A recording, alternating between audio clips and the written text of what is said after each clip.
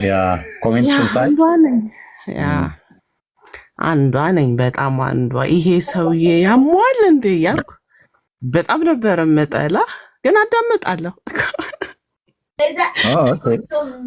በእውነት ሁሌ እጠላለሁ፣ አዳምጣለሁ። እንዲህ ምንድን ነው ወስጎኝ ጎን ይዘው ምንድን ነው እንደዚህ የሚለው ይባላል እንዴ? ግን ከዛ ሱስ ነህ በቃ ሁሌም አዳምጣለሁ። የምሬን ኦርቶዶክስ ነበርሽ ያለ? አዎ። አሁን መቼ ነው? ጁላይ ነው ጌታን ያገኘሁት። ጌታ ይባረክ። አሜን አሜን። በጣም ከዛ በኋላ ራሱ እንዴ ብዙ ሰው አስመልጫለሁ። አይዶን ነው ህይወት ይኸው እንዴት እንደተቀየረ። ግርህና ከመታሰቢያ በረከት ውጭ በአንተ ገዳም በአንተ ቦታ የወደቀ የተጣለ ፍርፋሪም የቀመሰውን ሁሉ ቅዱስ ሥጋዬና ክቡር ደሜን እንደተቀበለ አደርግለታለሁ። እጀሰ በቃ ብትፈልግ የመቃብር አፈር ነው፣ ከፍ ካለ ፍርፋሪ ነው።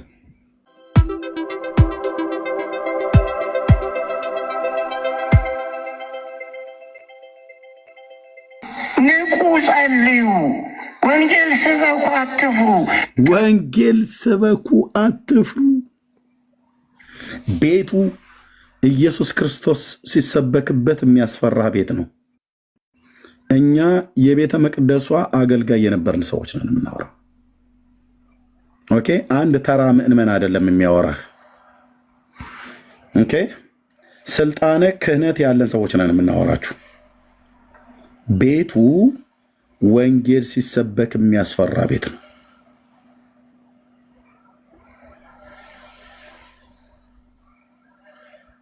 ወንጌል ስበኩ አትፍሩ ተብሎ የተባሉት ማን ናቸው? ሊቃውንት ተብሎ የተባሉት ናቸው። ማን ነው የሚፈሩት? ምእመኑና። ለምን? አሁን ቆሞስ አሉ እዚህ። እኛውን እዚህ ትልቁ ላይ ያረኳቸው የምታያቸው የደብር አስተዳደር የነበሩ ሰው ማለት ነው። ጳጳስ ከሌለ ማን ኤጲስቆጶስ ከሌለ እሳቸው ታቦት ባርከው ቤተ ክርስቲያን ቅዳሴውን፣ ስርዓቱን፣ የሚደረገውን ነገር ሁሉ ባርከው ማድረግ ይችላሉ። አቤት እኚህ ትልቁ ላይ የምታያቸው ማለት ነው። ወንጌል በመስበካቸው ነው። ቅድም ገብቶ ታቸው ምናምን ነገር ሲል የነበረው ማለት የት ያውቃቸዋል? እሳቸው የት ያውቃቸዋል? መርጌታ ትልቁ ላይ ያደረኩት ማለት ነው። እነዚህ ሰዎች አሁን በእድሜም በእውቀትም ማለት ነው እኔ እንኳን ራሱ ኤርሚያስ አልደርስባቸውም። በቤተክርስቲያኒቱ መጽሐፍት፣ በቤተክርስቲያኒቱ የሙያ ትምህርት ማለት ነው፣ በስልጣናቸውም ጭምር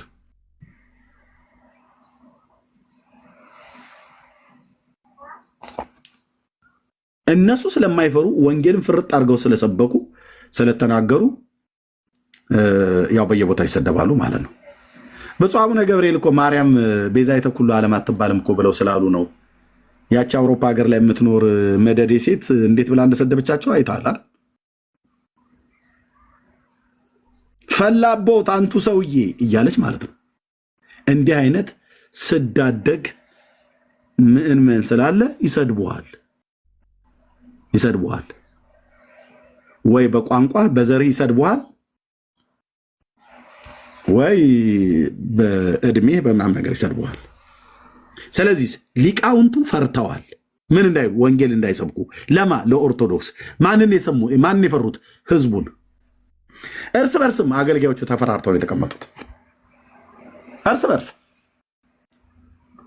ኢየሱስ ጌታ ነው ብለህ አድመቀ ከሰበክ አድመቀ መስበክ አይደለም ገራ ራሱ ከተናገርክ ከጀርባ እስከ ፊት ለፊት ድረስ ትጠናለህ።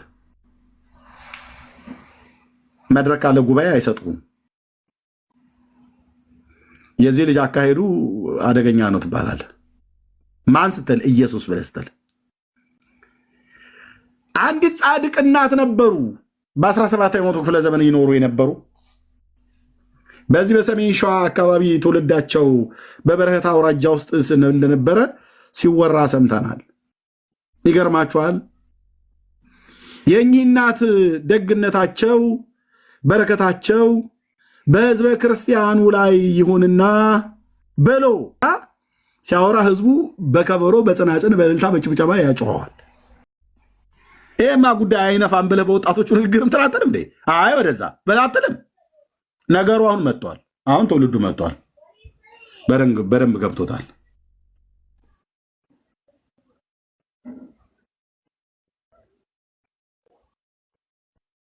ዝም ጭጭ አለ። ጸጥታ ሆነ ዝምታ ይላል ወገኔ። ጴንጤው ሲዘምር ጸጥታ ሆነ ዝምታ ይላል። ጸጥ ረጭ አለ። የታህሳስ ገብርኤል አለ። ይሄን የጠላውን እየቆመቆመ ነው። አንድ ገብቶ ትክክል እኮ ነው የታህሳስ ገብርኤል ያከበርንበት ብሎ ለማለት እንዴት እና ኤርሚያስ እንዴት ይግቡልህ? 5 መጽሐፍ ፊት ለፊት ደርድረ ስታበቃ እንዴት ሆነው ይግቡልህ? ከሆነ እኔን እኛ ጠፋሁት ማለት ነው። 5 መጽሐፍ እርስ በርሱ የሚላተም 5 መጽሐፍ ፊት ለፊት አስቀምጠህ ህዝቡ እንዴት ይግባ? እንዴት ብሎ ያወራህ? ምክንያቱስ አንተ ያለ መጽሐፍ ያለ መረጃ አትመጣ። ገብርኤል አዳናቸው ብሎ የሚለውን አሜን ብለን ሳንጨርስ ሚካኤል ነው ይለናል። የሚካኤልን አሜን ብለን ሳንጨርስ ራጉኤል ነው ይለናል። የራጉኤልን አሜን ብለን ሳንጨርስ ኡራኤል ነው ይለናል። የኡራኤልን አመስግነን ሳንጨርስ ኪዳነ ምሕረት እመቤቴ ነች ይላል።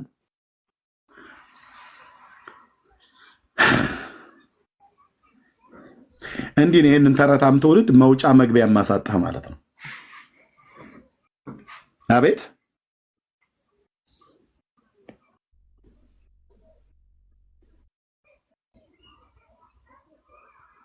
ተረት፣ ውሸት እርስ በርሳቸው እንኳን የጻፉት እንኳን መጽሐፍ እርስ በርስ አይስማማም። 5ቱም በቤተክርስቲያኒቱ ነው የተጻፈው።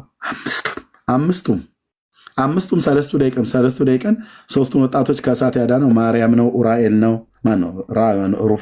ኡራኤል ነው፣ ራጉኤል ነው፣ ሚካኤል ነው፣ ገብርኤል ነው ይላል። ገብርኤል፣ ሚካኤል፣ ራጉኤል፣ ኡራኤል፣ ማርያም። አንድ ቄስ ዝር እስቲ ይበል አንተ ውሸታ ህዝብ ፊት በቃ እንደዚህ ሰው ሰማይ ብለህ ተዋሻለህ ብሎ ኤርሚያስን መጥቶ እስቲ ያሸማቅ አንድ ሰው እናቱ የወለደችው ብሎ እንዳለ ያ የባለፈው ጋባዤ ማለት ነው። እናቱ የወለደችው ብሎ እንዳለ እኔ እምላለሁ እናቱ የወለደችው ሲገብቶ የታህሳስ ገብርኤል ሰለስቱ ደቂቅ ገብርኤል ከነደደ እሳት ነው ያወጣው ብሎ ይበል። እኔ ፊት መጥቶ ሚካኤል ነው ያወጣው ብዬ እለዋለሁ። ሚካኤል ነው ብሎ ብትለኝ አይ ራጉኤል ነው ያወጣው ብዬ እለዋለሁ። አይ ራጉኤል ነው ችግር የለም ብትለኝ ኡራኤል ነው ብዬ እልሃለሁ። አይ ኡራኤልም ሊሆን ይችላል መላእክት ስለሆኑ የትኛው እንደሆነ ሊለይልን አልቻለም። አይ ማርያም ናት ይልሃል።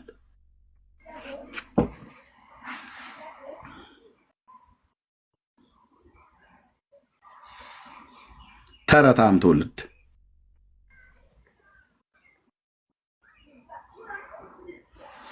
ተረታም ትውልድ እኮ አልኮንም ማለት ደግሞ አለማፈራችሁ እኛን ቅዱስ ገብርኤል እንዴት እንደምናከብረው እኮ ኤርሚ እንዴ ህዝቡ እምቧይ መጣያ ቦታ እንኳን ጠፍቶ ነጭ በነጭ ለብሶ የውሸት በዓል ሊያከብር ነው የወጣው ማለት ነው።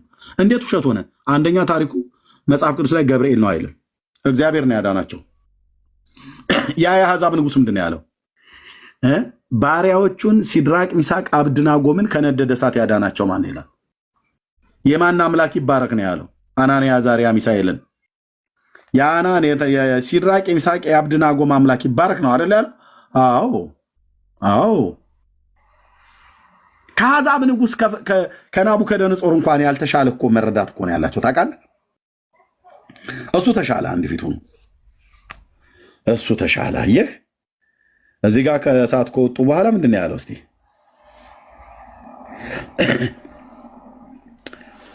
አነደደው፣ እሳት ውስጥ ገቡ። ከዛ ንጉሱ በዚያን ጊዜ ንጉሱ ናቡከደነጾር ተደነቀ። ፈጥኖም ተነሳ፣ አማካሪዎቹ 3 ሰዎች አስረን በእሳት ውስጥ ጥለን አልነበረምን ብሎ ተናገራቸው። እነሱም ንጉሥ ሆይ እውነት ነው ብለው መለሱለት፣ ለንጉሱ መለሱለት። እርሱም እነሆ እኔ የተፈቱ በእሳቱ መካከል የሚመላለሱ 4 ሰዎች ያለው ናቡከደነጾር 4 ሰዎች ያለው አለ። የኢትዮጵያ ኦርቶዶክስ ተዋሕዶ ቤተክርስቲያንስ ተረት አማኟ ኖ ናቡከደነጾርን እንዳታምኑት። 3ቱ እሳት ውስጥ የተጣሉት ናቸው። አንዱ ተልኮ የመጣ መልእክተኛ ነው። 4 ሰው በድምሯ ያለው አለ። ኦርቶዶክስ ደግሞ በፍጹም በፍጹም 4 ሰው አይደለም። የኦርቶዶክስን እንደምረዋለን። 3ቱ በእሳት ውስጥ ተጣሉ። ያ አንደኛው ተብሎ የተባለው አንድ አይደለም 5 ነው። ኦርቶዶክስ 3 ሰዎች በእሳት ውስጥ ተጥለው ነበር። ማርያም ነች እሳት ውስጥ ልታድናቸው የመጣችው አይደለም። ኡራኤል ነው የመጣው አይደለም። ራጉኤል ነው የመጣው አይደለም። ሚካኤል ነው የመጣው አይደለም። ገብርኤል ነው የመጣው። በድምሩ 5። ስለዚህ በድምሩ ስንት ናቸው? በእሳት ውስጥ ያያቸው ኦርቶዶክስ ያየቻቸው ስንት ነው? 8። ናቡከደነጾር ያያቸው ስንት ነው? 3 ሲደመር 1 4። አሁን ኦርቶዶክስና ናቡከደነጾርን ነው ማገናኘት። ናቡከደነጾር ንጉሱ እዛ እሳት ውስጥ የጣለ 4 ሰው ነው ያየው። ኦርቶዶክስ ደግሞ የለም፣ በፍጹም 3ቱ አሉ። በ3ቱ ውስጥ ማርያም አለች፣ ራጉኤል አለ፣ ኡራኤል አለ፣ ሚካኤል አለ፣ ገብርኤል አለ ብላለች። this is ኦርቶዶክስ ቆንጅዬ ተረት።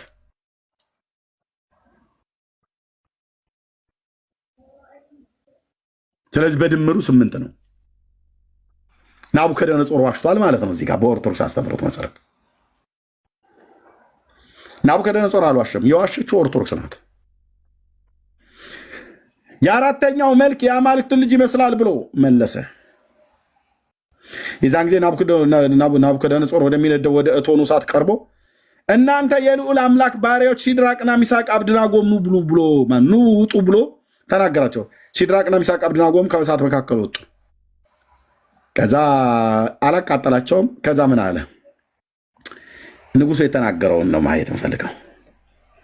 ናቡከደነጾርም የአሕዛብ ንጉስ መልአኩን የላከ ከአምላካቸውም በቀር ማንንም አምላክ እንዳያመልኩ ለእርሱም እንዳይሰግዱ ሰውነታቸውን አሳልፎ የሰጡትን የንጉሱን ቃል የተላለፉትን በእርሱ የታመኑትን ባሪያዎቹን ያዳነ የሲድራቅና የሚሳቅ የአብድናጎም አምላክ ይባረክ። መልአኩ ይባረክ አይደለም ያለው። መልአኩን የላከ ባሪያዎቹን ያዳነ የሲድራቅ የሚሳቅ የአብድናጎም አምላክ ያህዌ ማለት ነው ይባረክ ይላል። ማንን ብሎ የሚለው? ጴንጤው ነው። ኦርቶዶክስስ ገብርኤል ይባረክ ትላለች። አትባርከውም። ገብርኤልን ሲጀምር በውሸት ገብርኤልን ያዳናቸው ትላለች። በባቢሎን አውራጃ ላይ ተገልጦ ከእቶነ እሳት ያዳናቸው የራማው መልአክ ቅዱስ ገብርኤል በእውነት ወገኖቼ ለእናንተ የሚደርስላችሁ ይልላል። ዳርያስ የሲድራቅ የሚሳቅ የአብድናጎም አምላክ ማን ነው? የእስራኤል አምላክ እግዚአብሔር ነው። ከዚህ ከአሕዛብ ንጉሥ እንኳን ያነሰ እኮ መረዳት ነው ያላቸው። ታውቃለህ? ክርስቲያንን ብለው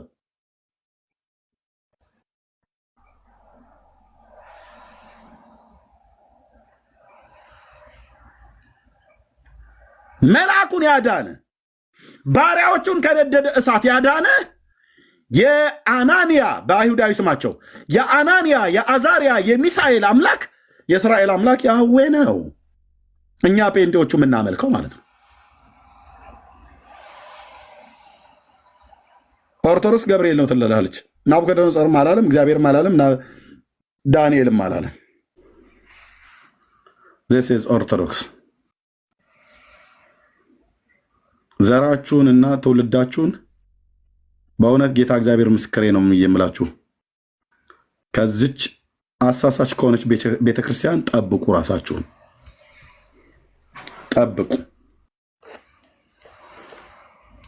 ጠብቁ። የሰራዊት ጌታ እግዚአብሔር ነው ትዕቢታቸውን የሚያስተነፍሰው። እንደዚህ እያዋረዳቸዋለ በራሳቸው መጽሐፍት።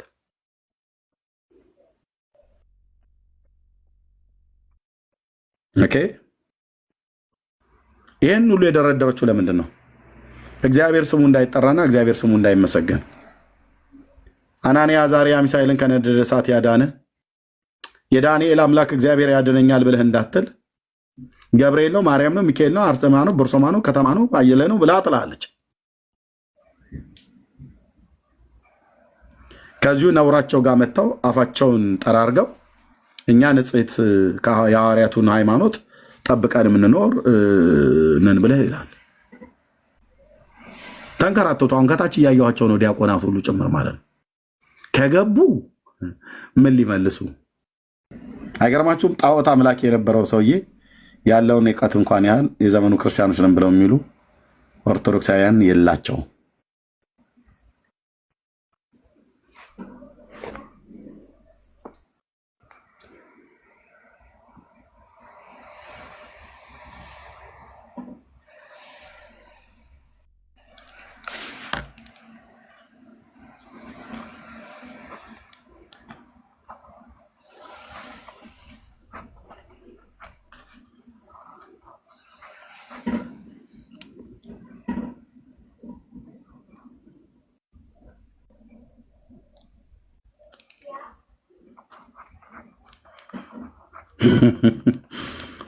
እንኳን ለቅዱስ ገብርኤል ዓመታዊ በዓል አደረሳችሁ፣ እንኳን አደረሳችሁ እየተባልክ እዛ እንትን ወሬ አታወራ።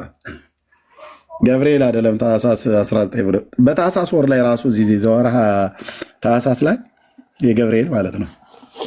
ከነደደ እሳት አዳናቸው ብሎ የሚል እኮ የለም። መርጌታ ቅድም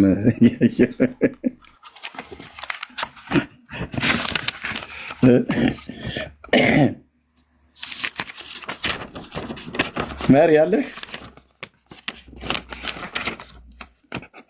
አለሁ በደንብ እንጂ ዘወርሃ ታህሳስ ላይ አግኝተዋል። ምኑ ገብርኤል? አረ የለም ግንቦት ላይ ነው እኮ ያለ። አረ ወይ ታታውራ ወጣ እሱ ማግኝቻ። እሺ እንትንንም ይኸው ዜቆንም ይኸው አወራው። ዘወርሃ ግንቦት ላይ ነው ያለው። እኔ ልጠይቅ ነበረ ግን ነው እንዴ? ዜቆንም ይኸው ዜቆን አሁን አብሰራ ገብርኤል ነው በቃ ለማርያም አይደል? አዎ ወትቤላ ተወልዲ ወልደ በቃ አብሰራ ገብርኤል ለማርያም የሚሉት ማለት ነው። ታህሳስ ገብርኤል ላይ ሲናሰሙ ዛሬ 19 እንግዲህ ብስራት ከሆነ ያበሰረበት ቀንና ይኩነኒ በከመ ትቤለኒ ያለችበት ቀን ከሆነ እንግዲህ በስንተኛው ቀን ተወለደ ማለት ይሆን? በአመቱ እንዲህ በ10 ምናምን ነው በአመት። ያው ዛሬ እንትን አይደል በ29 እንግዲህ ዛሬ በ19 ተወለደ፣ በ19 ብስራት ሆነ፣ በ29 ተወለደ፣ በ10ኛው ቀን ተወለደ ማለት ነው። 10ኛው ቀን በ10ኛው ቀን ወይ ደግሞ አመት አንድ አመት ከ10 ቀን አንድ አመት ከ10 ቀን በቃ አለቀ። የሚቆጠረው እንደዛ ነው። በጣም የሚገርመው መርጌታ ይሄና አንደኛ ዛሬ አብሰራ ገብርኤል ብሎ የሚለውን ዚቁ ካለው እንግዲህ ወደ ማርያም የመጣው ዛሬ ነው ብሎ የሚሉት ኦኬ። ስለዚህ ለመወለድ መጋቢት 27 ነው ብላ ደግሞ ነግራናለች አይደል? ጌታ የተጸነሰው 29 መሰለኝ። መጋቢት 29 መጋቢት 27 ተጸነሰበት ተብሎ የሚባለው መርጌታ 29 ነው የተጸነሰበት ብለው የሚሉት ብቻ የወርሃ መጋቢት ማለት ነው። ከመጋቢት ሲቆጠር ነው ታህሳስ 9 የሚሆነው ማለት ነው። 9 ወር። ስለዚህ አሁን የዛሬውን ከቆጠር ነው ኢየሱስ የተወለደው በ12ኛው ወር ነው ማለት ነው። 9 ወር በማህፀኗ ተኝቶ ብሎ የሚለው ተረት ሁሉ ይፈርስባቸዋል። አንድ ሁለት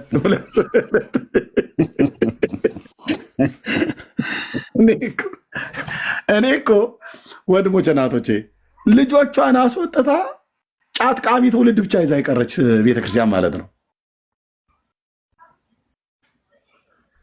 ኦኬ። ሌላውስ ደግሞ በጣም የሚገርመኝ ጌታችን በዮሐንስ እጅ ከተጠመቀ በኋላ ነው አይደል? ወዲያው ወደ አገልግሎት ሄደው። አዎ ወዲያውኑ ሳይውል ሳያድር ወደ ምድረ በዳ ሄደ። እሱ ጋር ምን ትረዳለህ? ጉድ ነው እንጂ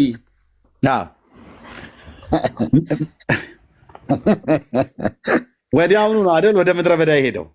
ወዲያውኑ ያውም ሳይበላ ሳይጠጣ 40 ቀን 40 ሌሊት ጾመ። የካቲት 20 ይጨርሳል። አዎ የጥር 10 ጀምሮ የካቲት 20 ይጨርሳል። የካቲት 20 ጨረሰ። 23 ደግሞ ቃና ዘገሊላ ይሆናል። ኦርቶዶክስ ታዲያ ኩዳዴን አብይ ጾምን ለምን ኢየሱስ ወዲያው እንደ ጾመ ለምን አልጾም? በጥምቀቱ ማግስት ለምን አላረገችውም?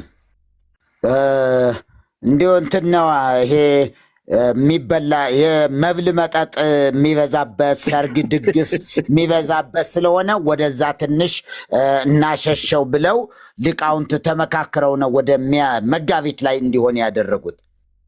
ጥር ወር የሰርግ ወቅት ነው።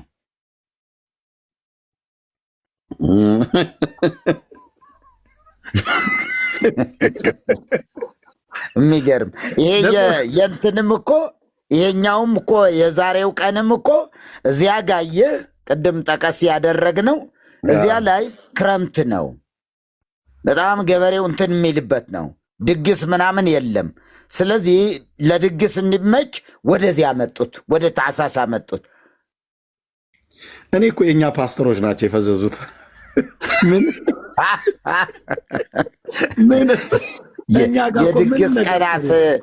የድግስ ቀናትን እየጠበቁ ኮንፍረንስ ማድረግ ልታስተምርብን ነው እንዴ ኤርሚዬ? በህግ አምላክ ምንም ነገር እኮ ነው እኛ ጋር ምንም ነገር እኮ የለም። እነሱ ጋር እንዴት እኮ እንደሚያመቻቹት መጋቢት 27ም እኮ ኤርሚዬ መጋቢት ላይ ህፃን አይጠመቅም። መጋቢት ወር 80 ቀን ይሙላው 40 ቀንም ይሙላው እንዲሁ በዚህ አብይ ጾም ከገባበት ጊዜ ጀምሮ እስከ ፋሲካ ድረስ ህፃናት ማጥመቅ ክልክል ነው። በአንቀጸ ንስሐው ፈጽሞ የተከለከለ ነው።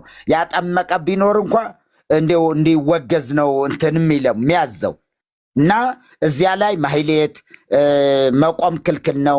በዓል ማክበር ክልክል ነው። መጠጥ መጠጣት ክልክል ነው። እና ስለዚህ መድኃኔ ዓለም መጋቢት 27 መድኃኔ ዓለም ወዴት አመጡት? ወደ ጥቅምት 27። አሁን ጥቅምት 27 ምን ያደረገበት ነው ብንላቸው እዚህ በዓል ተሰቀለ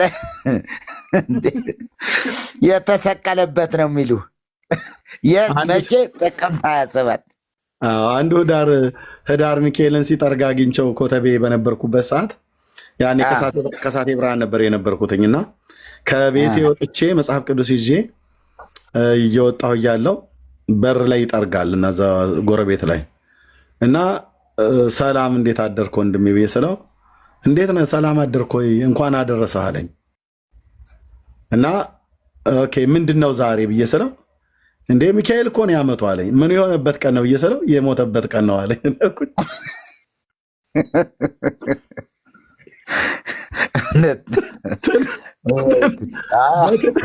በትንታ ሊገለኝ ከዛ ይሳኩ ቢሮ እስክገባ ድረስ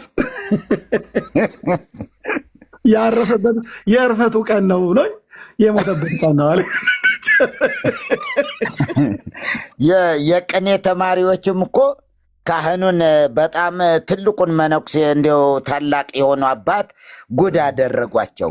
አባታችንና ዝክር ነበራቸውና አባታችን እንዲሁ ዛሬ ህዳር ሚካኤል እንዲው ምን ያደረገበት ቀን ነው? ሚካኤል ምን የሆነበት ቀን ነው አሏቸው። ቆይሽ ነግራቸዋለሁ። ትንሽ እዛ ሽንቴን እንትን ብዬ ልምጣሉና እንግዲህ ደጅ ነው ያሉ ተማሪዎቹ። ቆሎ ተማሪ ደጅ ሆኖ ነው እንግዲህ የዛ ፍርፋሪ ነው የሚሰጠው። ትራፋቸው እጃቸው የጠረጉበት ምናምን ሁሉ ያው ለቆሎ ተማሪ ነው። እሱ ነው እንግዲህ እንደ ስነ ምግባር ተደርጎ እየተቆጠረ ያለ በኦርቶዶክስ ትራፊ በመጠጣት እንዲሁ ዝም ለውሻ እንኳ የማይበላው ሁሉ እየተቀበል ነበረ የምንሄደው። አታስታውሰኝ፣ እኔ ራሴ አውቀው የለ በጣም እና ተሜ ዛሬ ምንድን ነው የሚካኤል በዓል ምንድን ነው አሉ። በጣም ተናደዋል ተማሪዎች። ደግሞ እንዲው ስጧቸው እንጂ አለማለታቸው ለራሳቸው እየጨለጡ እዚያው እየተሞላላቸው እንዲሁ አይናቸው ቀልቶ እንደ እንትን መስሎ በርበሬ መስሎ በመጠጥ ብዛት ነው። እና እንዲያው ተሜ ምን የሆነበት ነው ዛሬ ሚካኤል አሏቸው። ሞቶ የተቀበረበት ቀን ነው አሏቸው። አውቀው ነው እኮ። ከዛ መጣው። እሺ የቅድሙ ጥያቄ ምን ነበር አሉ። ሚካኤል ምን የሆነበት ቀን ነው? ዛሬ ሞቶ የተቀበረበት ቀን ነው። ከዛ እንደዛ ሲሉ ውጭ ያሉ ተማሪዎች ጠቅላላ በጮት ምንድን ነው ሚካኤል እንዲሁ ሞቶ የተቀበረበት ቀን ነው ለካ ዛሬ። እና ተገብረ ሚካኤል መዊቶ ተቀብራለ ባለቅኔው መዚያው እንዴ ወገኖች እሺ፣ ሰላም ለእናንተ ይሁን፣ ሰላም ለዚህ ቤት ይሁን። እንዴት አላችሁልኝ? የምወዳችሁ ወንድም እህቶቼ፣ ኤርሚዬ ወንድሜ፣ ቆሞስ ፋሬስ ቤካ እንኳን ተኝቶ ሊሆን ይችላል። መርጌታዬ እንዴት ነው? ደህና ነው ወይ? መቅዲ ሁላችሁንም ሰላም ብያለሁ። የኔ ጥያቄ ምንድነው? በተለይ እዚህ ሀገር በተለይ መርጌታ እንዲመልሱልኝ እፈልጋለሁ።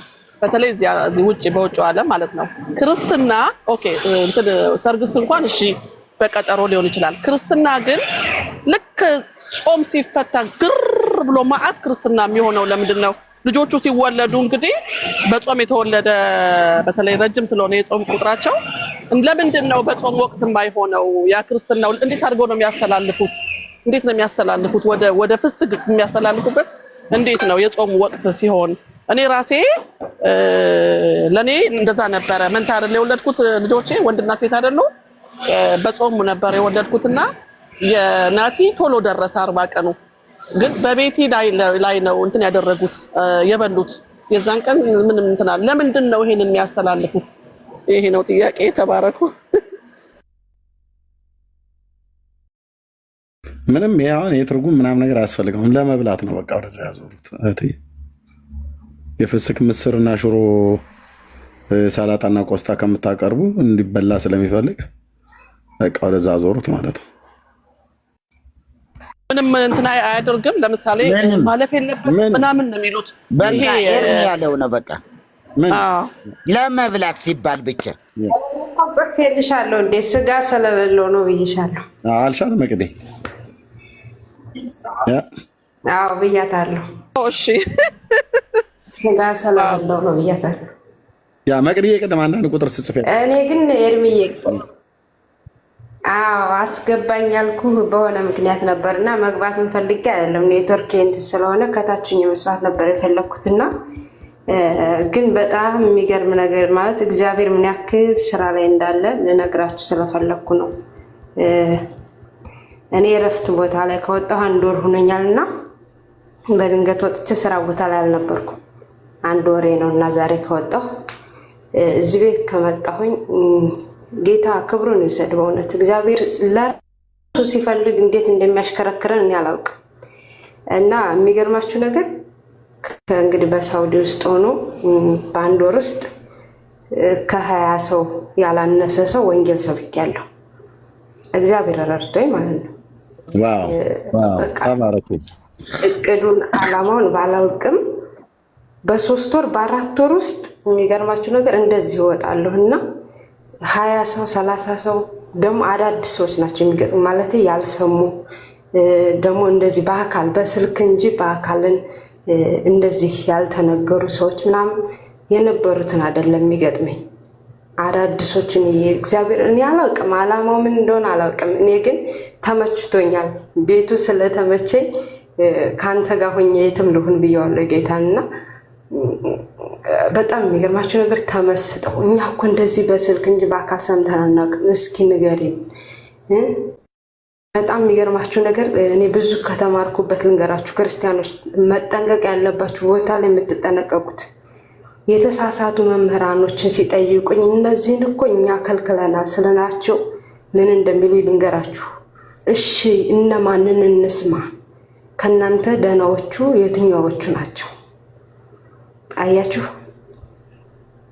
ትሰማላችሁ ግን አሰስገሰሱን እንኳን እንዳይሰሙ ይሄ እኮ ክልክል ነው በእኛ የተከለከሉ ናቸው ካልኳቸው ምን እንደሚታወቃላችሁ እሺ ትክክለኛዎቹ የትኞቹ ናቸው ከናንተ ስንሰማ እንምረጣቸው ኢየሱስ ጌታ ነው በእውነት አባቴን አላፍርበትም ከሙስሊሚን ቤት ብገባ ከአረቦችን ቤት ብገባ ራሴን አስከብሬ ነው የምገባው እኔ ይሄ ነገር ሐራም ነው ይሄ ነገር አጸያፊ ነው ስል እንዴት እኛ ቤት የሚገቡ እንደዚህ ብለው ያውቁም ሲሉኝ እኔ የነብይ ኢሳ ብቻ እኛላችኋለሁ ኢሳን ነው ማመልከው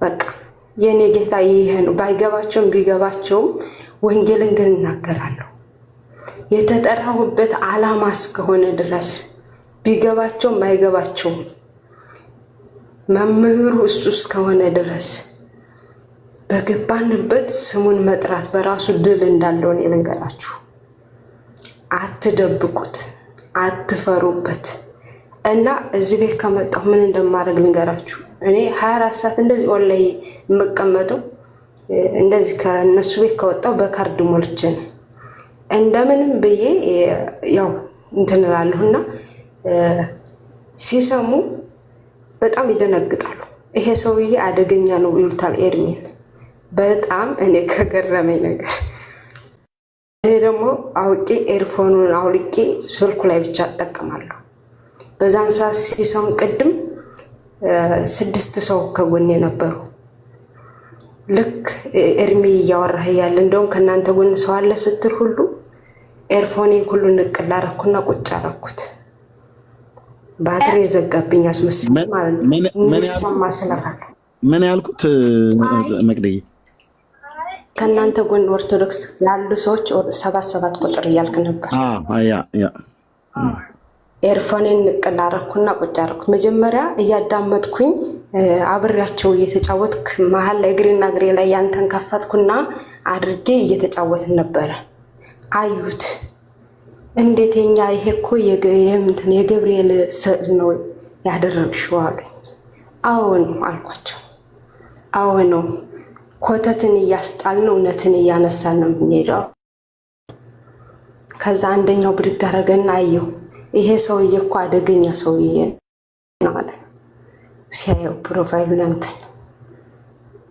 አያችሁ እኔ ባልናገር ምናችሁ ይናገራል ስልካችሁ ይናገራል መንገዳችሁ ይናገራል ዘፈን ምከፍቱስ በምን ትታወቃላችሁ እና ሁሉም ሰው ከዛ አዳመጡ አዩ ከሁላቸውም አንድ ህፃን ልጅ ነበር ሁሉም እየተነሱ በፈረቃ ሄዱ የመጨረሻው ግን አንድ ልጅ ቆይቶ አዳምጦ አንቺ እስቲ ፕሮፋይሉን ሊየው ምን አይነት ሰውዬ ነው የሚናገረው ብሎ አይቶ ሄደ ግን ሰርች አድርጎ ለማየት ነው ለማዳመጥ ሁሉም ያዳምጣሉ ግን የሚያዳምጡት ምግብ የተበላሸ እንዳይሆን የጠራ ትምህርት ማስተማር የጴንጤዎች አንድ መልእክት ማስተላለፍ የምታቀርቡት ምግብ እንዲበላ ንጹህ ምግብ ስሩ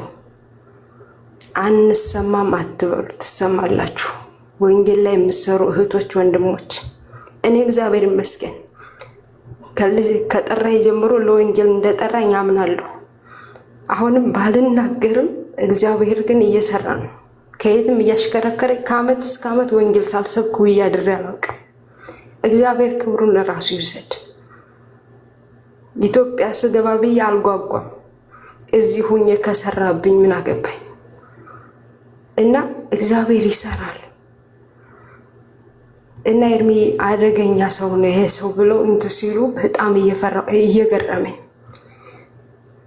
ባለፈው ብዙ ሰዎች እንደዚህ ቁጭ ብለው እያስተማርኳቸው እያለ አንደኛው መጣ መሃል ላይ የሆነ ነገር ጣል ሲል ከኤርሚ የተማርኩትን ነገር እንገራችሁ ብዙ ነገር ተምሬያለሁ እኔ መጽሐፉን ሳላነሳላቸው ፈርተው በቃ አቁም የሚሉት ከኤርሚ አንድ ነገር ወስጃለሁ ብዙ ነገር ተምሬያለሁ ስትማሩ ለነገ ስንቅ ነው ለራሳችሁ እና ጌታ ኢየሱስ ዘመንክን ይባርክ። ወንጌል እየተሰራ ነው፣ ግን የምታቀርቡት ምግብ የጠራ ይሁን ለወንጌል አማኞች፣ ለጠቅላላ ለሁላችን። እግዚአብሔር ግን ስራ ላይ ነው እና ኤርሚ እስከዚህን ድረስ ፈርተው ሁሉም ትተውኝ ክላስ ቀይረው ሄዱ፣ ብቻዬን ቀረሁ። ምክንያቱም ገና ድምፅህን ሲሰሙት እንዳይበላሹ ይፈራሉ፣ ግን ከመስማት ደግሞ ወደኋላ ይሉ እና ይሄን ልል ነው። ተባረክ፣ ቀጥል። ይቅርታ ሰዓት ያዝኩ። አሜን አሜን። እህትየው መቅዲ ጌታ እግዚአብሔር ዘመንሽን ይባርክ። እንኳንም ጌታ ረዳሽ። አዎ በእርግጥ ጸጋ አለብሽ እና በርቺ። እንደውም ጊዜ ኔትወርካችሁ እኮ ሳውዲ እኮ አይሰራም። አንዳንዶቹ ላይ የሆነች እህት ነበረች፣ ደውላታለሁ ብዬ ደብረ ታቦር ልጅ ነበረች። ስደውል ደብረ ታቦር ገብታ ያገኘኋት። አይ ቲንክ አሁን እዚህ የምትሰማ አይመስለኝም። አረብ ሀገር ላይ ሆና በጣም ነበር የምትቸገር። በጣም ነበር የሚያስቸግረኝ። ደጋግሜ ደውዬላት በኋላ ላይ ግን አይ ዶንት ኖ የሳውዲ ስልክ እናንተ ጋር ይሄ ዋትሳፕ በጣም ነው የሚያስቸግር። ግን በርቺ፣ ጌታ እግዚአብሔር ዘመንሽን ይባርክ። እንድታገለግሉ እዚህም እድል ሰጣችኋለሁ። ጸጋ ይብዛላችሁ። ስራማ እየተሰራ እንደሆነ ምንም ጥርጥር የለም። ወንድሞች እናቶች፣ ለሰው እዚህ ቀልድ ይመስለዋል። በጣም ብዙ ሰዎች የምንቀልድ ይመስላችኋል ወንድሞች እናቶች። በፍጹም እኮ ነው የምልህ። ቤተሰብ ከቤተሰብ ጋር ነው እየተነጋገረ ያለው። እርስ በርስ እየተነጋገረ ነው ያለው። በቤተ ክርስቲያን ውስጥ ሁሉ ጭምር ሳይቀር ማለት ነው። እዚህ በመረጃ እስካነሳን ድረስ አሁን ማን ገባ በዚህ ፕሮግራም? 3 ሰዓት ከ50 ደቂቃ ቆየሁኝ። ያውም ከልጆቼ ጋር እንደዚህ እያልኩ እየከለከልኳቸው ድምፃቸውንም እየሰማችሁ ማለት ነው። እና ገቡ አወሩ አላወሩም። ቅድም አሳየን ብሎ ሲል የነበረ መረጃውን ሳሳየው ተወጣ። ስለዚህ ታኅሳስ ገብርኤል የሚባለው እውነቱ ልንገራችሁ በአባቶቼ አምላክ ፊት የውሸት በዓል ነው። ህዳር ሚካኤል የሚባለው የውሸት በዓል ነው። ብራዘር የውሸት በዓል ነው። ስታነብ እንደዚህ በኮንፊደንስ ትናገራለህ። ካላነበብክ ግን ካላወቅ በምን ትናገራለህ? ለዚህም ነው እዚህ ቤት አትግቡ ብለው የሚሏቸው ማለት ነው። ለምን አሁን አንዱም ከታች እየጻፈ ነበር። ጆ ነው ማነው የሚባለው ኦርቶዶክስ ድሮ ገብቶ ያወራ ነበር። አዎ በዚሁ ከቀጠለ ኤርሚያስ ብዙ ሰው ያሳስታል ብሎ ከዚህ ቤትም እንደዚህ ነው ብሎ ያሉ። ለእነሱ ማሳት ነው፣ ለእኔ ግን ማዳን ነው። ከእንዲህ አይነት ስርዓት ከእንዲህ አይነት ተረታ ስርዓት ውስጥ ተፈተ ጌታ ኢየሱስ ክርስቶስን የሥላሴ መንግስትን አማኝ ወደምትሆንበት እውነት ነው ማመጣ። ኦኬ የምን አትርሱኝ ባይነት ነው። ገብርኤልን ያዳናቸው፣ ሚካኤልን ያዳናቸው፣ ራጉኤልን ያዳናቸው፣ ኡራኤልን ያዳናቸው፣ ማርያምን ያዳናቸው፣ እንትናንች ያዳናቸው። ምን አላላጠህ? በቃ የአሕዛብ ንጉስ እንኳን ናቡከደነጾር የተናገረውን እንኳን አታምንም። የሲድራቅ የሚሳቅ የአብድናጎም አምላክ ይባረክ እኮ ነው ያለው። በቃ አምላክን አትባርክም? የተፈራውን የተመሰገነውን ጌታ የአብርሃም ይስሐቅ የያዕቆብን አምላክ የእስራኤልን አምላክ ልዑል እግዚአብሔር እሱን አታመልክም?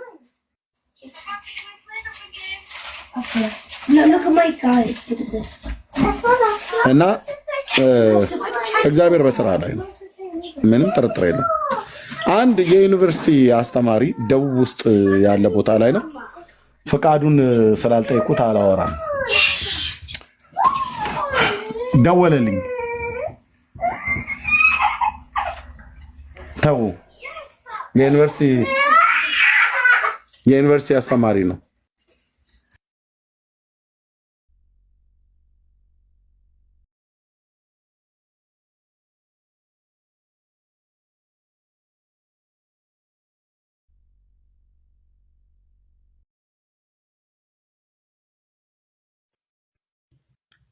እኔ ጋ ነው ተቋርጠዋል። ኤርሚ ዞር ብሏል መሰለኝ። ተቋርጧል። አድርጎት ነው ሚዩት አድርጎት ነው ከልጆች ጋር። አንድ ጊዜ ቆሞስ የሆነ ነገር ብለውኝ ነበረ። ማርያም ውሃ ስትቀዳ ነው። እሺ ከልጆቼ ጋር ስለነበርኩ ነው ይቅርታ። ትምህርት ቤት ዝግ ነው፣ እኛ ጋር ዓመታዊ ዝግ ነውና ልጆቼ ቤት ስላሉ ብዙ ላልቆይ ይችላል። ኤንዌይ እና ምን አለኛ ያ ዩኒቨርሲቲ አስተማሪ ነው ደውሎ እኔ ኦርቶዶክስ እምነት ተከታይ ነኝ አለኝ። እንሰማሃለን አለኝ። ከተለያዩ ዩኒቨርሲቲ ከባህር ዳር፣ ከአዲስ አበባ ዩኒቨርሲቲ፣ ከተለያዩ ዩኒቨርሲቲዎች ውስጥ ብዙ ተማሪዎች አሉ። በጣም ብዙ ተማሪዎች የሚሰሙ በጣም ብዙዎቹ እኔ ጌታ ኢየሱስ ምስክር ነው። ሰው ምንም ላይጠቀምበት 10 ዓመት ሶሻል ሚዲያ ላይ ይቀመጣል። ወንድሞች እናቶች፣ በፍጹም ምንድነው ጥቅም ብለህ ካልከኝ በዚህ 10 ዓመት ውስጥ ለራሴ ያተረፍኩት መናቅ፣ መዋረድ፣ መሰደብ፣ መገፋት፣ መተፋት እንደዚህ ነው። ግን በዚህ ሁሉ ውስጥ ግን እግዚአብሔር ትውልድን አድኗል። የእኔ ውጤቴ ያ ነው። በቃ ውጤቴ ያ ነው። ብዙ ሰው ብዙ ነገር ፈልጎ ይመጣል። ጊፍት ምናምን ነገር ሁሉ የትኛው ጊፍት?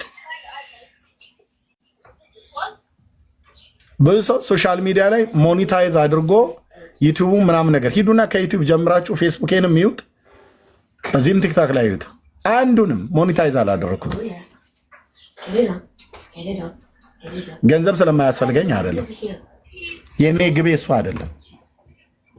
የሰራዊት ጌታ እግዚአብሔር ራሱ ያዘጋጃል። ልባቸው የቀና ሰዎችን አስነስቶ ያዘጋጃል።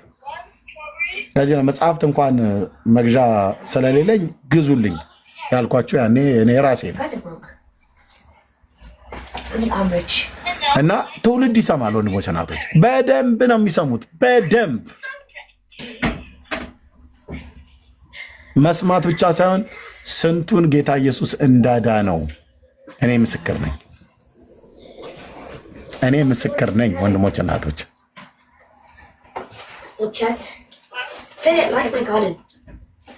ከዚህ ከቲክታክ ከሶሻል ሚዲያ ላይ ለመንቀል ከማያምኑም ከሚያምኑም ሰዎች ስንቶች ያልፈነቀሉትን ይጋል ነበረ።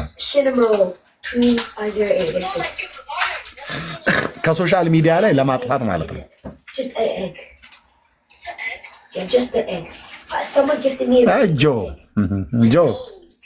ጆ ሬስት ኦርቶዶክሳዊ ወንድም አውቃለሁ። ገብተህ ታወራ ነበር።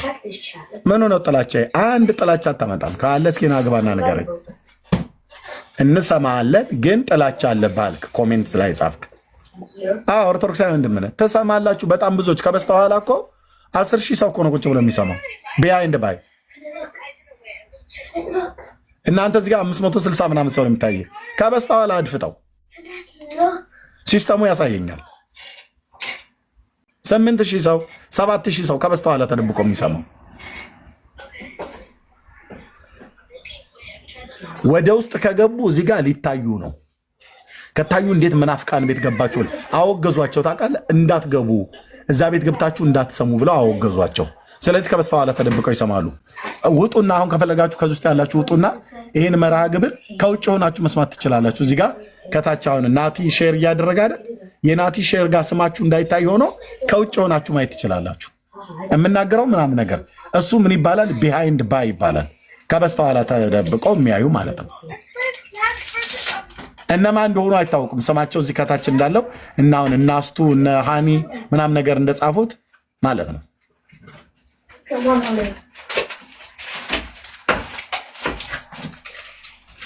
በመረጃ ስለማወራ ሰው ስለሆንኩ ብቻ አይደለም ጆ፣ በመረጃ ነው የማወራ። ትውልድ ግን በቃ መሪ ለመከራከር ኤርምዬ እንገባለን ቢሉ እንኳ ርዕሱን አይተው የምትናገርበትን መንፈስ አይተው ነው የሚገቡ።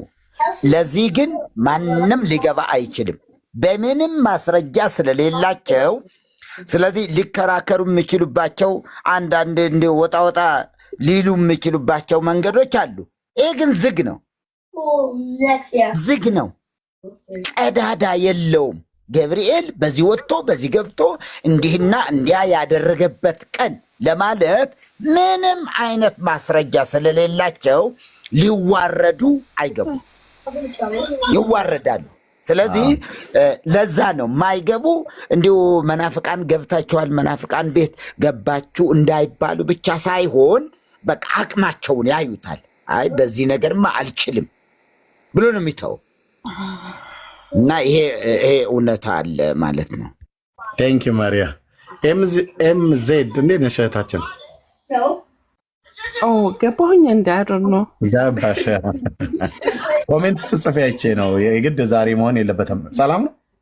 አይ ኖ ማለት በአንተ ቲክቶክን የማውቀው ራሱ አንተ ነው። በጣም ኒው አይደል ነው አመት አልሆነኝም። ኦኬ ለዛ ነው ብዙም እንትን አይደለሁም። ጌታ ይባረክ። በጣም ደህና ነኝ። አይደል እንዲገባል ብዬ አላሰብኩም። ያ ኮሜንትሽን ሳይ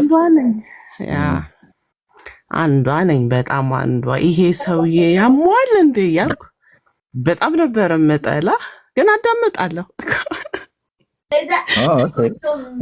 በእውነት ሁሌ እጠላለሁ፣ አዳምጣለሁ። እንዲህ ምንድን ነው ወስጎኝ ጎን ይዘው ምንድን ነው እንደዚህ የሚለው ይባላል እንዴ? ግን ከዛ ሱስ ነህ በቃ ሁሌም አዳምጣለሁ። የምሬን ኦርቶዶክስ ነበር ያለ። አዎ አሁን መቼ ነው? ጁላይ ነው ጌታን ያገኘሁት። ጌታ ይባረክ። አሜን አሜን። በጣም ከዛ በኋላ ራሱ እንዴ ብዙ ሰው አስመልጫለሁ። አይዶን ኖ ህይወቴ ሀው እንዴት እንደተቀየረ።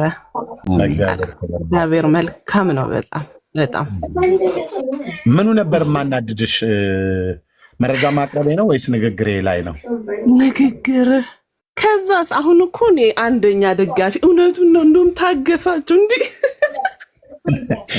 የሰው መቀየር አላውቀውም። አሁን ደግሞ በቃ ኦፖዚት ያንተ እንዳንተው አይነት አይ ቲንክ ባህሪ ያለ ይመስለኝና እንደውም ብዙ ይታገሳል። አሁን የዳኒንም ብዙ ማለት ኦንላይን ሰማለሁ ባለኝ እንትን ስራም ሆኜ ከፍቼ ሰማችኋለሁ። በደንብ እንትን አደርጋለሁ። ደግሞ አሁን ትንሽ ቀነስኩኝ ልጆች ምንም ስላሉ። ጌታ ይባርክ፣ ዘመን ይባረካሉ።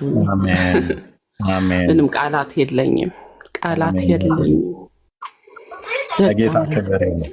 አዎ አሜን አሜን አሜን አሜን። የቀሩትንም እኔ እንጃ እግዚአብሔር ያስወርስልን። ምንም አይደለም። ሁሌም ከጌታ ጋር አሁን የምለው ለምን በቃ ሁላችን ያንተነ እና አሳልፍ አትስጠን ነው። በጣም አዝናለሁ። አሁን ውስጤ በጣም አዝናለሁ በሌላ ላሉትና ደግ ነው እሱ ይውረስ ሁሉ የሁሉንም ልብ እንትን ማለት ይችላል። እንደዛ አይነትም ህይወት አለ።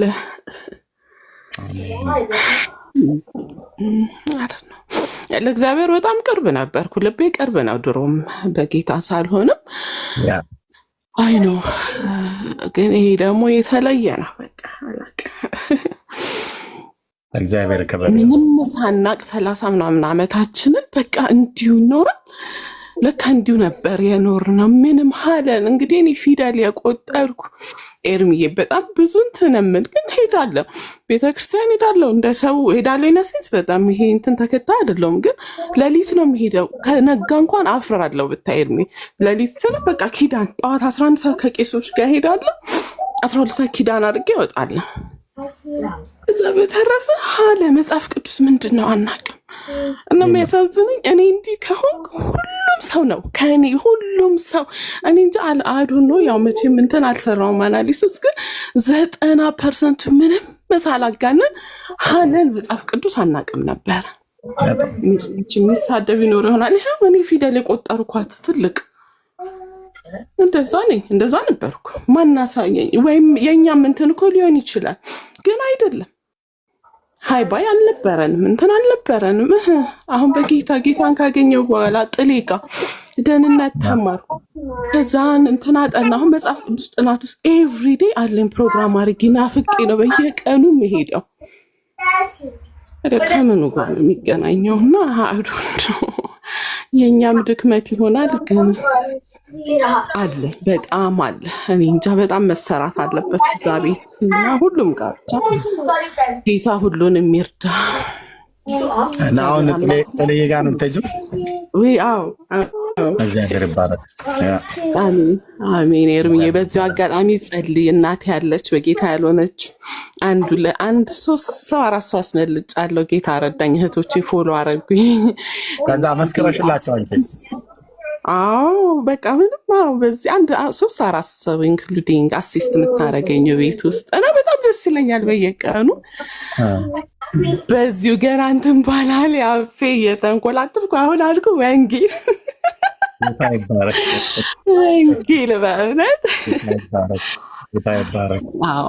አዎ በጣም ትልቅ ነገር ነው የምትሰሩት ሁላችሁም። እዚህ በጣም አውቃችኋለሁ፣ በጣም እገባለሁ ብዙ ጊዜ እና ጌታ ዘመናችሁን ይባርክ። በጣም በርቱ፣ እሱ ያግዛችሁ።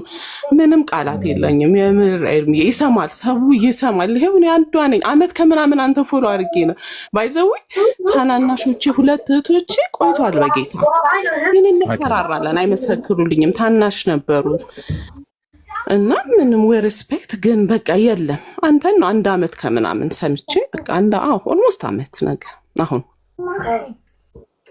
እና እግዚአብሔር ያበርታችሁ። በጣም ነው የምሰማው አሁን እና ቲክቶክንም በአንተ ነው ያወቅሁት። ጌታ ይባረክ፣ ለጌታ ክብር ይሁን። ብዙዎች ወደ ሶሻል ሚዲያ በጣም እግዚአብሔርን እጅግ አድርገን እናመሰግናለን። ብዙዎች ወደ ሶሻል ሚዲያ የመጣ ነው በዚሁ በአንተ ነው። ሰዎች ነግረውን ነው እናቅም ነበር ብለው የሚሉም ሰዎች አሉ። እኔም በዚህ ነው በቃ ይሄን ነው የምጠቀምበት እና ብዙ ምንም አላውቅ። ለጌታ ክብር ቤተሰቦች ይባረኩ፣ እሱ በደሙ ይሸፍንህ። ደግሞ ምንም ነቲንግ ምንም የለም። ሁሌ ውስጤ ፕራውድ ያደርጋል እውነት ለመናገር እግዚአብሔር የልብን የሚያይ ነው። እኔ ብዙ ተደርጎልኛል ማለት እንኳን አሁን በጌታ የምርስ አልሆንም። እግዚአብሔር የልብን ኦፍኮርስ የልብን የሚያይ ጌታ ነው እና ለሁሉም ይደርሳል፣ ለሁሉም ይድረስ። ተባረኩ ሁላችሁም እዚህ ያላችሁ። ተባረክ፣ ጸጋ ይብዛልሽ። ለጌታ ክብር ይሁን። ለጌታ ክብር ይሁን። አሜን። እንግዲህ ውጤቱን የሚያውቅ ያውቀዋል፣ የሚያውቅ ያውቀዋል፣ የደረሰበት ያውቀዋል። የሰማ እኔ ጋ እንኳን ወደ እኔ እንኳን በዚህ 10 ዓመት ውስጥ ሚስቴ ሁሌ ቤት በምትሆን ሰዓት ጌታን ሰዎች ሲቀበሉ በቤተሰብ ደረጃ ጌታን ሲቀበሉ ሰዎች በተናጥልም ጌታን ሲቀበሉ በቃ አብረን የምናለቅሰው በተለይ በቤተሰብ ደረጃ ሆነው የሚያወሩኝ አሉ። አሁን እንደውም ብዙ ስልክ ደከመኝና ስልክ ለመመለስ ቀላል አይደለም። 10 ዓመት ሙሉ ስልክ እየመለሱ ሶሻል ሚዲያ ላይ እንደዚህ ወጥቶ አገልግሎ ምናምን ነገር ማለት ነው። አንዳንድ ቦታ ላይ ንጭንጭ ስል ስታዩኝ የእንቅልፍ ማጣት ችግር አለ። ከብዙ ሰው ጋር ስታገለግሉ አንዳንዱ ዝም ብሎ ካርናል ማይንድ በአይምሮ ብቻ ሆነው የሚመጡ አሉ። አንዳንዶቹ ደግሞ እውነት ለመናገር በደንብ ፊልም አድርገው በመንፈሴ በክፉ የመናፍስት ኃይላት ተሞልተው የሚመጡ ሰዎች ሁሉ አሉ እና እነሱን ሁሉ የሰውን ባህሪ ታግሶ ማገልገል ቀላል ነገር አይደለምና